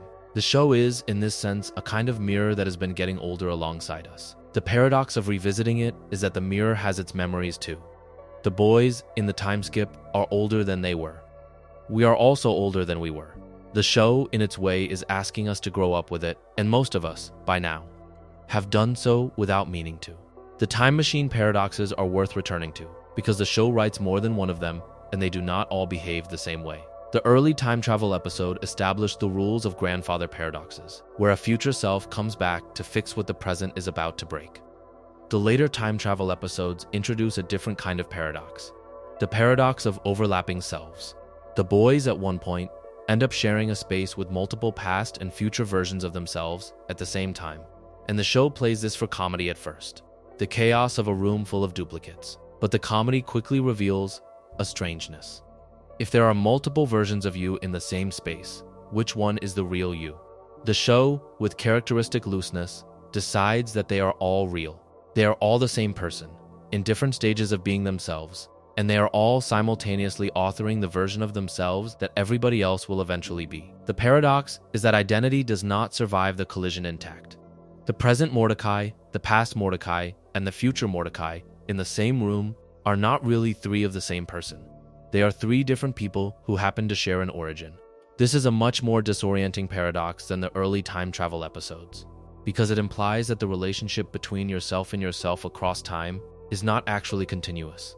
The you that you were last year is gone. The you that you will be next year does not exist yet.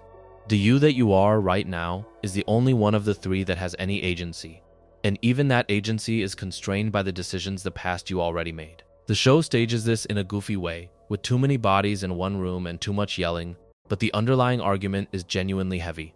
You cannot really negotiate with your past self, because your past self has already finished being. You cannot really negotiate with your future self, because your future self is downstream of what you are about to do. The only conversation you actually have agency in is the one between you and the people who are in the room with you right now. There is a smaller paradox tucked inside the multi-self episodes that I want to name. The duplicates, when they meet, often do not like each other. The past self looks at the present self with suspicion. The future self looks at the present self with disappointment. The present self looks at the past self with embarrassment and at the future self with fear. The show implies, very gently, that the relationship you have with yourself across time is not as friendly as you would like to believe. There are versions of yourself you are not proud of. There are versions of yourself you are afraid of becoming. The collision is uncomfortable because, in real life, you have spent the years between them carefully arranging your memory so that you do not have to think about the gap. When the gap collapses, the discomfort is in the room. The paradox is that being yourself across time is a kind of work, and the work is mostly about pretending the discomfort is not happening. The wish paradoxes deepen too in the later seasons. We talked about the keyboard. The show, across its run, introduces other wishing-related objects, other magical contracts, other devil's bargains. The pattern that emerges is that almost every wishing artifact in the show carries the same cost. The wish is granted. The granting reveals something the wisher did not know about themselves. The reveal is more damaging than the wish was satisfying. The paradox is that the universe in regular show is not stingy with magic. It is generous. It will give you what you ask for. The catch is that what you ask for almost never matches what you actually want, and the universe is happy to teach you the difference by handing you the wrong thing wrapped in the shape of the right one. There is a particular flavor of this in the show that I find unusually moving. Some wishes, when granted, do not produce monsters or curses. They produce, instead, a quiet version of the thing the wisher asked for, exactly as requested. And the wisher then has to live with how mismatched the gift is with the life they actually wanted. The paradox is that the worst version of the wish is not the cursed version. The worst version is the version where you get exactly what you asked for and discover that you were asking wrong. The show writes this without italics, but it shows up over and over. A character wants something. They get it. They are not happier. They cannot articulate why, but they cannot pretend they are happier either. The wish has shown them the gap between what they thought they wanted and what they would have needed to be happy, and the gap, once shown, cannot be unshown. That is, in some sense, the deepest version of the keyboard's lesson. The keyboard is honest. The keyboard always gives you what you asked for. You are the one who lied. The cosmic villains, beyond antipops, deserve their own beat. The show, across its run, introduces a number of major antagonists who exist on a scale much larger than the park. Some of them are demons, some of them are interdimensional entities, some of them are former friends who became enemies. The paradox common to all of them is that their power is, in some sense, larger than they are. They have access to forces that exceed what they personally are capable of holding, and the limit of their threat is usually their own willingness to use the full extent of their power. The show often defeats them not by overpowering them, but by getting them to overextend. They reach further than they can hold, and they collapse under their own weight. The argument the show is making, by structuring its villains this way, is that power without the wisdom to hold it is a kind of self-destroying force.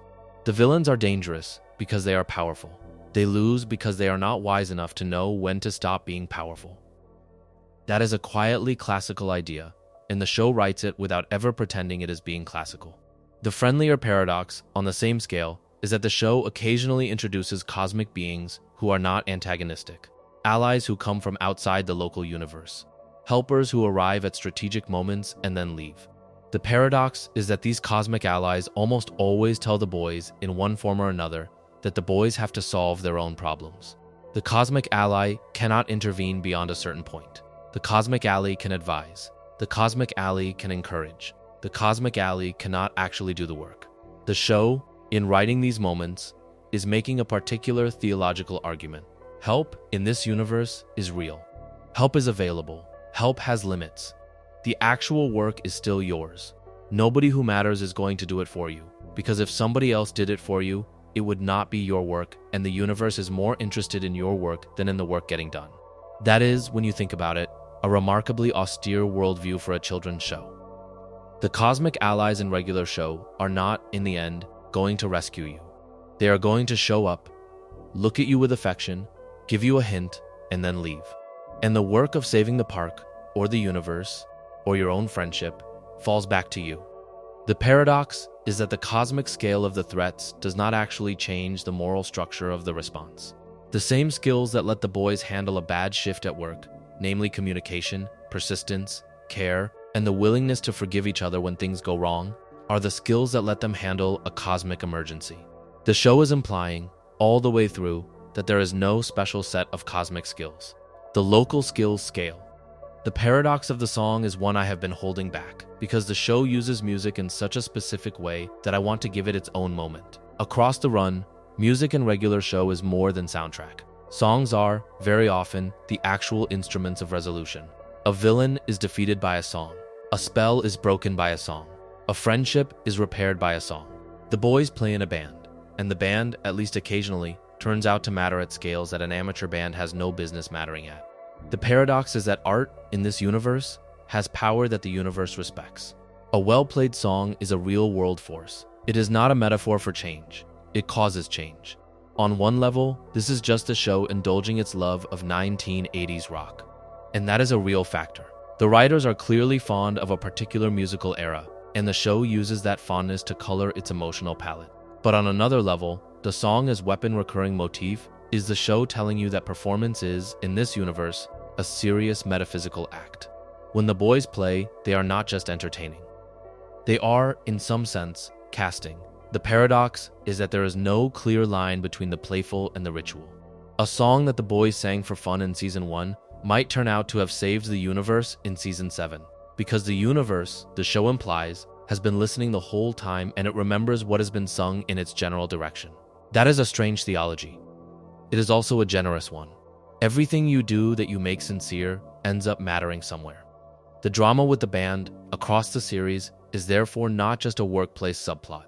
It is the show's argument, expressed at full volume, that creative expression is a real form of agency, available to ordinary people, even when the ordinary people in question are mostly arguing about chores. The boys do not need to be professional musicians to access the power of a song. They need to mean it. The meaning is the engine. The musicianship is just the delivery. That is, in some sense, the kindest version of art that the show could possibly write, and it writes it without congratulating itself for writing it. The paradox of the show's animation style is, I think, a related point. Regular show is drawn in a deliberately retro way, with simple lines and saturated colors, and a willingness to push the characters into stretched, exaggerated, almost cartoonish expressions whenever the emotional pressure rises. The show, by drawing this way, is in some sense making a paradox of its own form. It looks simple. It is not simple. The simplicity is a choice. and the choice frees the show to be much weirder than a more sophisticated style would allow. The animators can pull a character's face into a state that would not work in a more realistic show, and they can pull it back, because the style has not committed to realism. That flexibility is, on one level, just craft.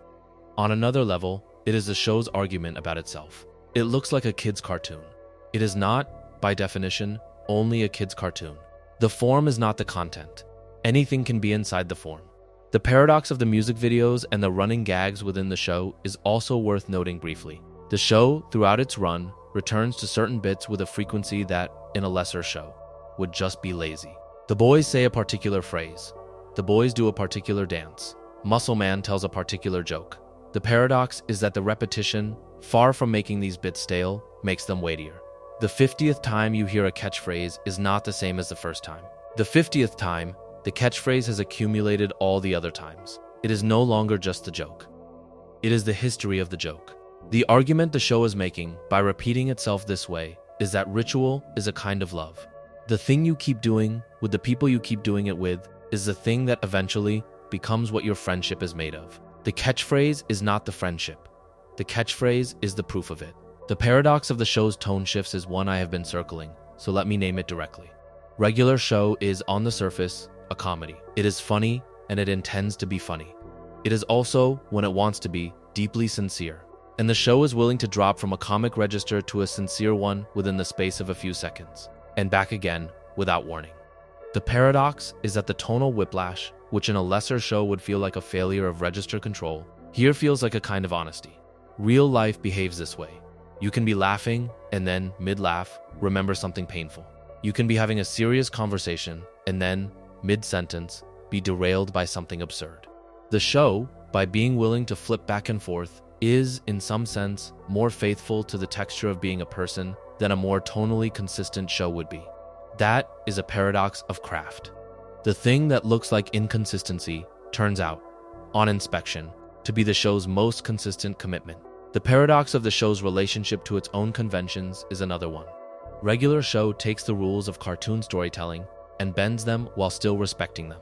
It will, in one episode, hew to a perfectly conventional sitcom plot, and in the next episode, throw away the conventions entirely in favor of something cosmic. The audience is trained to expect both. The paradox is that the show is, in some sense, two shows running simultaneously. A small workplace comedy and a cosmic epic, and both shows occupy the same characters, the same setting, and the same runtime. The boys are, at any given moment, potentially in either show. They might be arguing about a sandwich. They might be saving the universe. The transition between the two registers is, in the show's framing, no transition at all. They are the same activity, conducted at different volumes.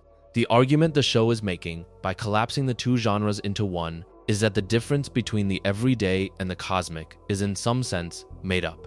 The events on the small scale and the events on the large scale are run by the same people, with the same emotional vocabulary and the same affection for each other. The everyday is the cosmic, just experienced quietly.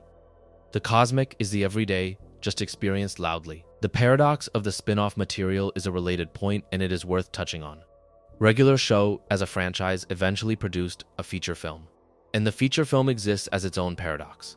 The show in its weekly form was very good at small narrative units, 20 minutes here, 20 minutes there. Asking a show built for that rhythm to scale up to a feature is in some ways asking the show to do something it was not designed for. The paradox is that the show, in the film, manages to be both itself and a slightly heightened version of itself, taking the cosmic side of its dual nature and centering it.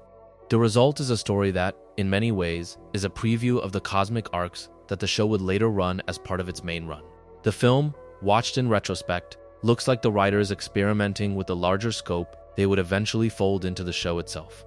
The paradox is that the spin-off ended up shaping the parent. The auxiliary text became, in some sense, a draft of the later seasons. The paradox of the show's place in the larger world of animation is also worth considering. Regular show arrived in a wave of new cartoons that, between them, redefined what an animated series for younger audiences could be. The show was part of a particular cohort that included other series whose tonal range, willingness to be sincere, and refusal to condescend changed the medium. The paradox is that regular show, in being part of this cohort, was also distinct from it. It was not, like some of its peers, an adventure show. It was not, like others, a more conventionally serialized show. It was a workplace comedy with cosmic episodes, and that combination was not really being done elsewhere. The argument the show is making, by occupying its specific corner of the cohort, is that there was room in animation for a tone that was not previously available. It made the case for that tone by existing. Other shows then borrowed the tone, and the medium adjusted. The paradox of how the show ended is one I want to spend a moment on, because the ending is, in some ways, the most consequential decision the show ever made. Many shows do not get to choose their endings. They are canceled, they run out of budget, they run out of audience. Regular show, by contrast, got to plan its conclusion. The writers knew when the show was going to end, and they wrote toward it. The paradox is that knowing the ending in advance changes what the journey is. The show, in its last seasons, is aware that it is moving toward something. The audience, in retrospect, can feel that awareness in the writing. The show is preparing you. It is preparing itself. The paradox is that an ending that you can see coming is in some ways sweeter than an ending that surprises you, because the sweetness has time to build, and the build is part of the meaning. The paradox of how to feel about an ending, more broadly, is one the show wrestles with directly. The boys, in the final stretch, are confronting the end of the version of life they have known. The park as a place is changing. Their friendships are reorganizing. The cosmic conflict is forcing them to grow up faster than they were planning to. The show is, in its way, asking them and asking us what it means to acknowledge that something is ending while it is still going. The paradox is that you cannot fully grieve a thing until it is over, and you cannot fully love a thing without grieving its inevitable end, and the two states have to coexist. The show implies, in its last seasons, that the way to love a thing well is to be honest with yourself, in the present, that the thing will not last forever, and to keep loving it anyway. The boys, in their way, do this. The audience, in its way, is asked to do this too. The paradox is that the lesson lands harder for the audience than it does for the boys, because the audience knows the show is ending in a way that the boys, even when they are inside the cosmic conflict, do not fully know. The paradox of the final episode is that it is not just a final episode. It is, in some sense, a final hour of television that is doing several things at once. It is wrapping up the cosmic plot. It is wrapping up the romantic plots. It is wrapping up the friendship plots. It is wrapping up the workplace plots. It is wrapping up the park itself. And it is, simultaneously, trying to leave the audience with something they can carry. The paradox is that the show, in trying to do all of these things, succeeds at most of them. And the ones it does not entirely succeed at, it fails at honestly. The ending does not pretend that all the threads have been resolved with equal care. It admits, in its way, that some characters get more closure than others, and that the imbalance is, in some sense, the way real life works. Not everybody gets the same goodbye. Some endings are louder, some are quieter. The show is honest about this, and the honesty is part of why the ending lands. The paradox of the audience's reaction to the ending is its own thing. People watched the finale. People had feelings. People wrote about it. Some viewers loved it. Some viewers were upset by the time skip. Some viewers felt that the cosmic scale of the conclusion overwhelmed the small-scale charm that had made them love the show in the first place. The paradox is that all these reactions are, in some sense, correct. The show, by ending in the way it did, made itself a thing that could be read multiple ways simultaneously. It is, depending on the viewer, a triumphant cosmic resolution, a quiet meditation on growing up, a slightly awkward reorganization of beloved characters, and a generous gift of closure that some shows never get to give. All of these readings live in the same finale, and the finale is structured to accommodate all of them. That is, in its way, a paradox of authorship. The writers, by leaving room for multiple readings, did not exactly choose what the ending meant. They put the ending on the table, and let the audience choose what it meant to them. The paradox of revisiting the show after the ending is another layer. When you go back to early episodes now, knowing what the show eventually becomes. The early episodes read differently. The first time you watched the boys argue about whose turn it was on the console, you did not know that the show would eventually be about cosmic binary stars, about sacrifice, about a man giving up his existence so that kindness could survive him. You did not know that the boys, in their bickering, were the early sketches of the people who would later be present at the most consequential moment in the universe of the show. The paradox of rewatching is that the early episodes now contain the late episodes, in a sense. Every early scene is haunted, in retrospect, by the weight of what is going to happen. The console argument is also, somehow, a sketch of the kind of stubbornness that will. several seasons later, save the universe. The first season has, retroactively, become the seed of the last. That is a strange thing for a show to do to itself, but regular show is one of the few series that earns it. The seeding is real. The early episodes really are, in their way, doing the early work of the later cosmic arcs. The character beats really do build. The friendships really do grow. The paradox is that the show, by ending well, has changed the meaning of its beginning. The first episode is now both itself and a foreshadowing. The pilot is both a pilot and a prologue. The boys arguing about a small thing in the first half hour are the same boys who, much later, will argue about a much larger thing. And the argument structure is recognizable across the years. They are still themselves. They are also, by the end, more than themselves. And the more than themselves part has been visible all along, if you knew how to look for it. The paradox of the show's small mysteries is one I want to spend a little time on. Because not every paradox in regular show is a cosmic one, and the small ones have their own quiet weight. There are episodes in the run that introduce ideas the show never returns to. There are objects that show up once and are never referenced again. There are characters who are introduced with the air of being important and then quietly drift out of the story. The paradox is that these dropped threads, on a second viewing, do not feel like writers' mistakes. They feel like the show admitting that its universe is larger than the show can fully cover. There are stories happening in the corners that we are not being told. There are characters whose arcs we get to glimpse without getting to follow. The argument the show is making, by leaving these threads loose, is that the world it has built does not exist only for the camera. It exists for itself, and we are getting a partial view of it, and the partial view is the most honest view a show can offer. That is, I think, one of the qualities that makes regular show a particular kind of beloved. The show feels lived in. The reason it feels lived in is partly that it does not tie everything up. The boys have a past we never fully see. The park has a history we never fully learn.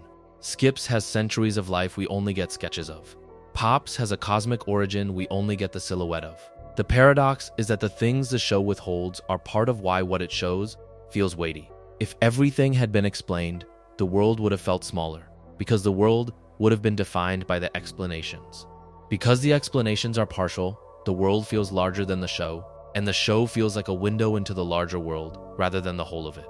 The paradox of the show's emotional generosity is the last one I want to spend real time on before we start closing out. Regular show, despite its cosmic stakes, despite its willingness to break the rules of reality, despite its tonal whiplash, is, at its core, an unusually kind show. It loves its characters, it loves their flaws, it loves their friendships, it loves their failures. It loves the small acts of care they pay each other across the seasons, and it loves the large acts of care they pay each other at the moments when the universe is on the line. The paradox is that a show with so many opportunities to be cynical never quite chooses cynicism. It chooses, instead, a softer register. It chooses, at every fork, to root for the characters. Even when it lets them fail with affection. Even when it lets them lose without contempt. That is a much rarer quality in television than it should be. And it is one of the things that makes the show stay with people. The cosmic plot is impressive, the visual style is memorable, the music is fun, but the thing that keeps the show in your memory years after you watched it is the warmth. The boys love each other, the supporting cast loves each other, the show loves them, all of them, and lets them be loved by the audience too. The paradox is that this warmth is, in some sense, the most powerful magical force in the show. More powerful than any keyboard, any wish, any cosmic binary, any time machine. The warmth is the engine. The cosmic stakes are the stage. Without the warmth, the cosmic stakes would be empty. Without the cosmic stakes, the warmth would be only sweet. The two together make the show what it is. The paradox of being a fan of this show, in particular, is the paradox of having been touched by something that was, on the surface, very small. People who loved regular show often have trouble explaining, to people who did not, exactly what it was about. They will mention the cosmic episodes. They will mention the songs. They will mention the friendship. None of these descriptions quite capture the experience. The experience was, in some sense, the cumulative effect of having spent years with a small group of fictional people whose company gradually became real company. The paradox is that fictional friendship is, by certain measures, indistinguishable from real friendship. Because the part of you that responds to friendship does not entirely care whether the friend is real, as long as the friend is consistent. The boys were consistent. They were consistent in their love for each other, in their irritation with each other. in their willingness to come through for each other when it mattered. That consistency across years is what people miss when they say they miss the show. They miss the company. The paradox of finishing a show like this is that the show, once finished, becomes a different kind of object. It is no longer a show that is ongoing. It is a complete thing. It has a beginning, a middle, and an end. You can hold it. You can think about it as a whole. You can return to any part of it, knowing how the rest of it goes. The paradox is that the wholeness of the show makes it both easier and harder to love. Easier, because you can see the shape of it now, and the shape is meaningful. Harder, because the open-endedness that came with not knowing how it would end is gone. There will not be a new episode. There will not be a new surprise. The boys, in some sense, have stopped being people in your present and have become people in your past. They live in your memory now, in a way that they did not when the show was ongoing. The paradox is that this is what happens with everything. Eventually, the shows you love end. The people you love change. The neighborhoods you knew get rebuilt. The version of the world that contained the version of you who first watched the show is gone, and you are left with the memory of having been that person, watching that show, and the memory itself is part of who you are now. The paradox of the show's recurring antagonists, who are not really antagonists, is one I want to slow down for, because it is a strange flavor the show keeps producing. There is a recurring villain who shows up at the snack bar. There are recurring rivals who, in one register, are adversaries and in another, are just people the boys see often enough to know on sight. The paradox is that the line between friend and enemy in the show is thinner than the language usually suggests. The boys have rivals they would, in a real emergency, help. They have allies they would, in a small annoyance, fight with. The argument the show is making, by being loose with the categories, is that the people you know well enough to dislike are also, in some sense, the people you know well enough to love. Familiarity does not commit to one register. It produces both. The villains who keep coming back are coming back because they are part of the boys' lives. And being part of the boys' lives, even adversarially, is itself a kind of relationship. The show keeps that paradox alive throughout. Related to this is the paradox of the long-running feud that does not exactly resolve. Some of the show's rivalries simmer across multiple seasons without ever fully closing. The boys keep encountering the same antagonist. The same antagonist keeps almost defeating them. The boys keep almost defeating the antagonist. The pattern repeats, sometimes with variations, sometimes with escalations, but it does not really end. The paradox is that the show, in not ending these threads, is being honest about how real conflicts work. Some people you fight with stay people you fight with. You do not always resolve the fight. You learn to live with the rhythm of it. The argument the show is making, by writing some of its rivalries this way, is that maturity is not always about settlement. Sometimes maturity is about endurance. You can be in a long argument with somebody for years and not actually need to win it, as long as you can keep being yourself across the argument. That is, in some sense, a deeply adult lesson, and the show smuggles it in under the cover of recurring comedy beats. The paradox of the show's secondary worlds is worth pausing on. Regular show, over its run, introduces a remarkable number of alternate realities, hidden dimensions, mirror universes, and pocket realms. Some of them are visited once. Some of them are visited repeatedly. Some of them are described and never seen. The paradox is that the show, by being so generous with the existence of other worlds, is implying that this universe is just one of many, and that the boundary between this universe and the others is thin enough to cross by accident on a Tuesday afternoon. That has consequences. If there are other worlds, then there are versions of the boys in those worlds, and the versions in those worlds might be having entirely different lives, and the boys we are following might, in some larger accounting, be one branch of a story with many branches. The show does not push this too hard, but it puts the idea in your head, and the idea stays there. The paradox is that the show's local intimacy is, in some sense, set against a backdrop of multiplicity, and the intimacy survives anyway. The boys we follow are still real, even if there are other versions of them. The friendship we watch is still meaningful, even if it is one friendship among many. The argument is that the existence of other possibilities does not diminish the present reality. The present reality is its own thing, and it remains the only one that the people in it actually live. The paradox of the show's relationship to its source material is also worth a moment.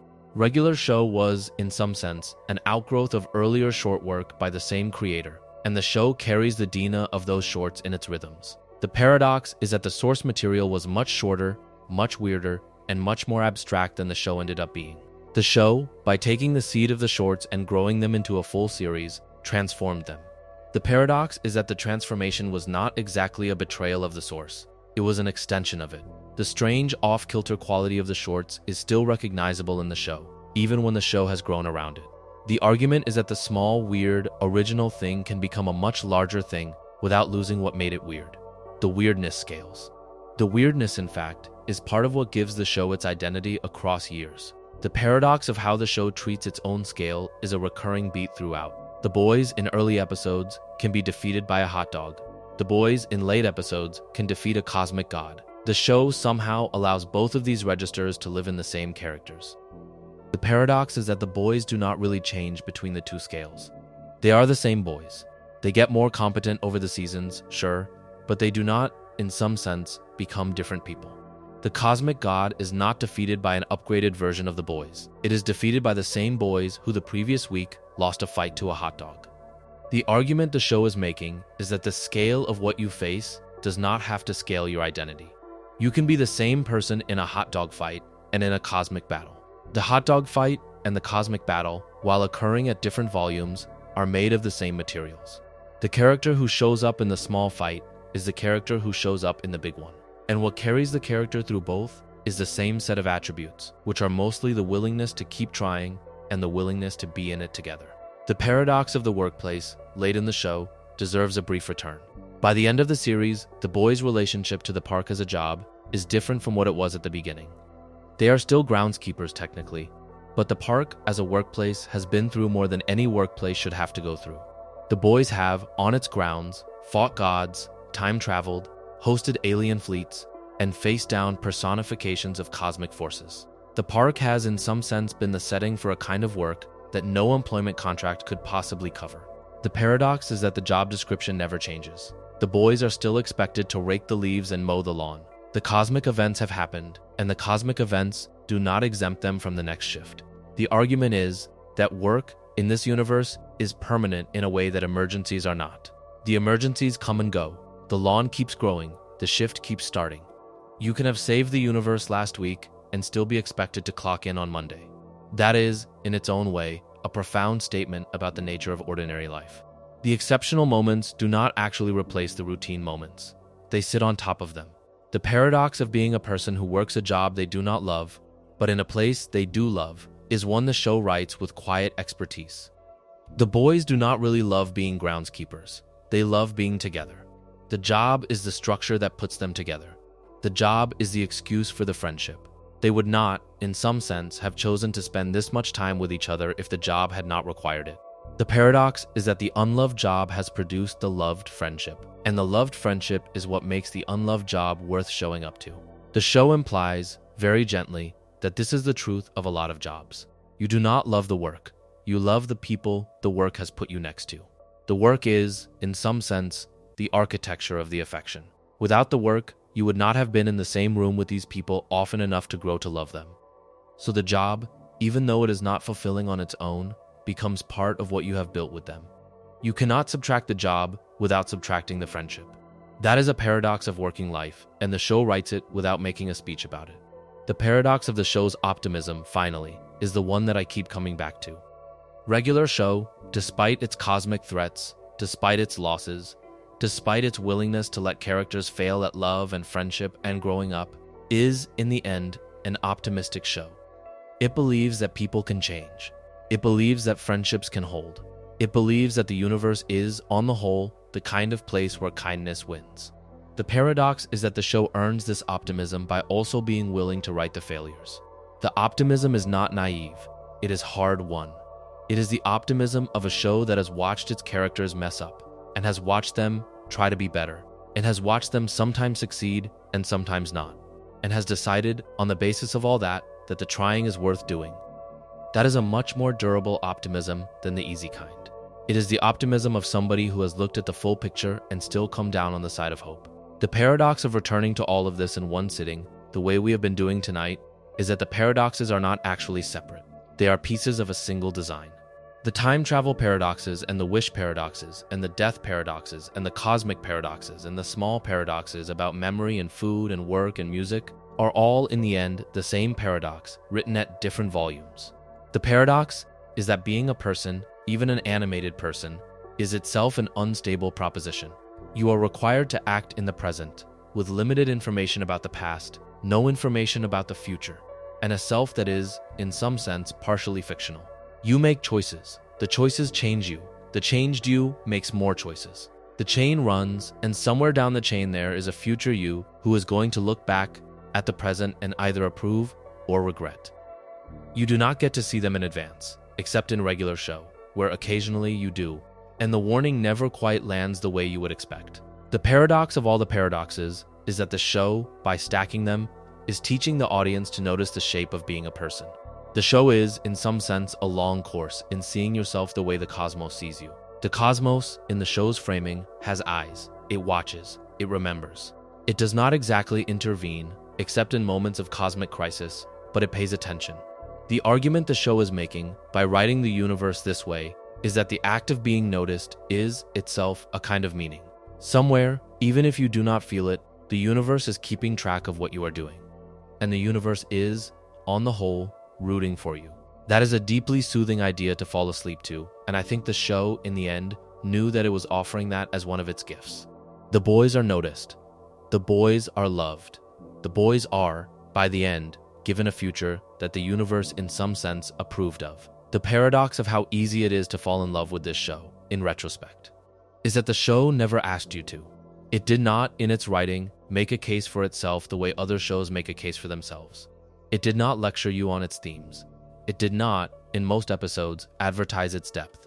It just did the work. It made you laugh. It made you occasionally sit up. It built a friendship across years and let you, slowly, come to feel that you had been part of the friendship. The paradox is that the love that grew up around the show was, in some sense, a side effect of the show simply being itself. It did not chase the love. It did not bait it. It just kept turning up week after week with its weird premises and its sincere hearts and its willingness to let an arc breathe. And by the time the show ended, the love was already there, waiting to be felt as loss.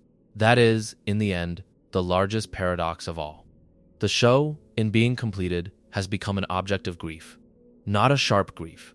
The kind of soft, low-grade grief that you carry for things that ended at their own pace and on their own terms. The grief of a season that has passed. The grief of a friend who has moved away. The grief of a version of yourself who you have, gently, stopped being. The show, by being one of those things, has earned that grief. It is not the kind of grief you avoid. It is the kind of grief you hold, the way you hold any well-formed memory, with the understanding that the holding is part of being alive. The boys are not really gone. They are, by the rules of fiction, still there, in every episode, available to be visited at any time. The paradox is that they are also, in some sense, gone, because the version of you who first met them is gone, and you cannot meet them again the way you first did. The show is the same. You are different. The visit now is a visit between an older you and the same boys. And the older you carries everything you have learned since you first watched them. That is, I think, why the show stays in people's lives in the way it does. It is not just the cosmic plot. It is not just the jokes. It is not just the soundtrack. It is the way the show, by ending well, became a thing you could carry with you, and then, by being well carried, kept teaching you things long after the last episode aired. The paradoxes we have been working through tonight are not just plot mechanics. They are little models of how to think about the strangeness of being a person. The time loops are a model for how to think about regret. The wish artifacts are a model for how to think about desire. The immortal characters are a model for how to think about grief that lasts. The cosmic binary at the heart of Pops is a model for how to think about kindness as a serious metaphysical commitment. The friendships are a model for how to think about who you are in the company of the people who know you best. The park itself is a model for how to think about home. The show is a toolkit, and the toolkit, once you have it, does not leave you. The paradox of writing about a comedy this seriously is one I am aware of, and the show itself would probably make fun of me for it. There is, in regular show, a healthy suspicion of overinterpretation. The boys do not, in their own dialogue, sit around analyzing what their friendship means. They live it. They make fun of each other. They eat snacks. They go to work. The paradox of trying to make a long, careful argument about what the show is doing is that the show, in its own voice, would probably puncture the argument with a joke, and the joke would be earned. because the argument, however correct, is also too serious for the subject matter.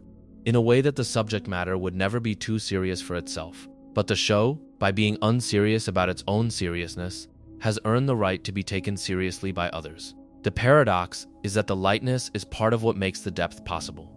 If the show had insisted on its depth, the depth would have been smaller. By letting the depth live underneath the comedy, the show let the depth grow at its own pace. The paradox of the show's legacy, more broadly, is that it has become a touchstone for a particular generation in a way that the show, in its own moment, did not necessarily predict. People who grew up watching the show now talk about it the way people in earlier generations talked about the cartoons of their own childhoods, with affection, with specificity, with the kind of detail that suggests the show became part of their internal furniture.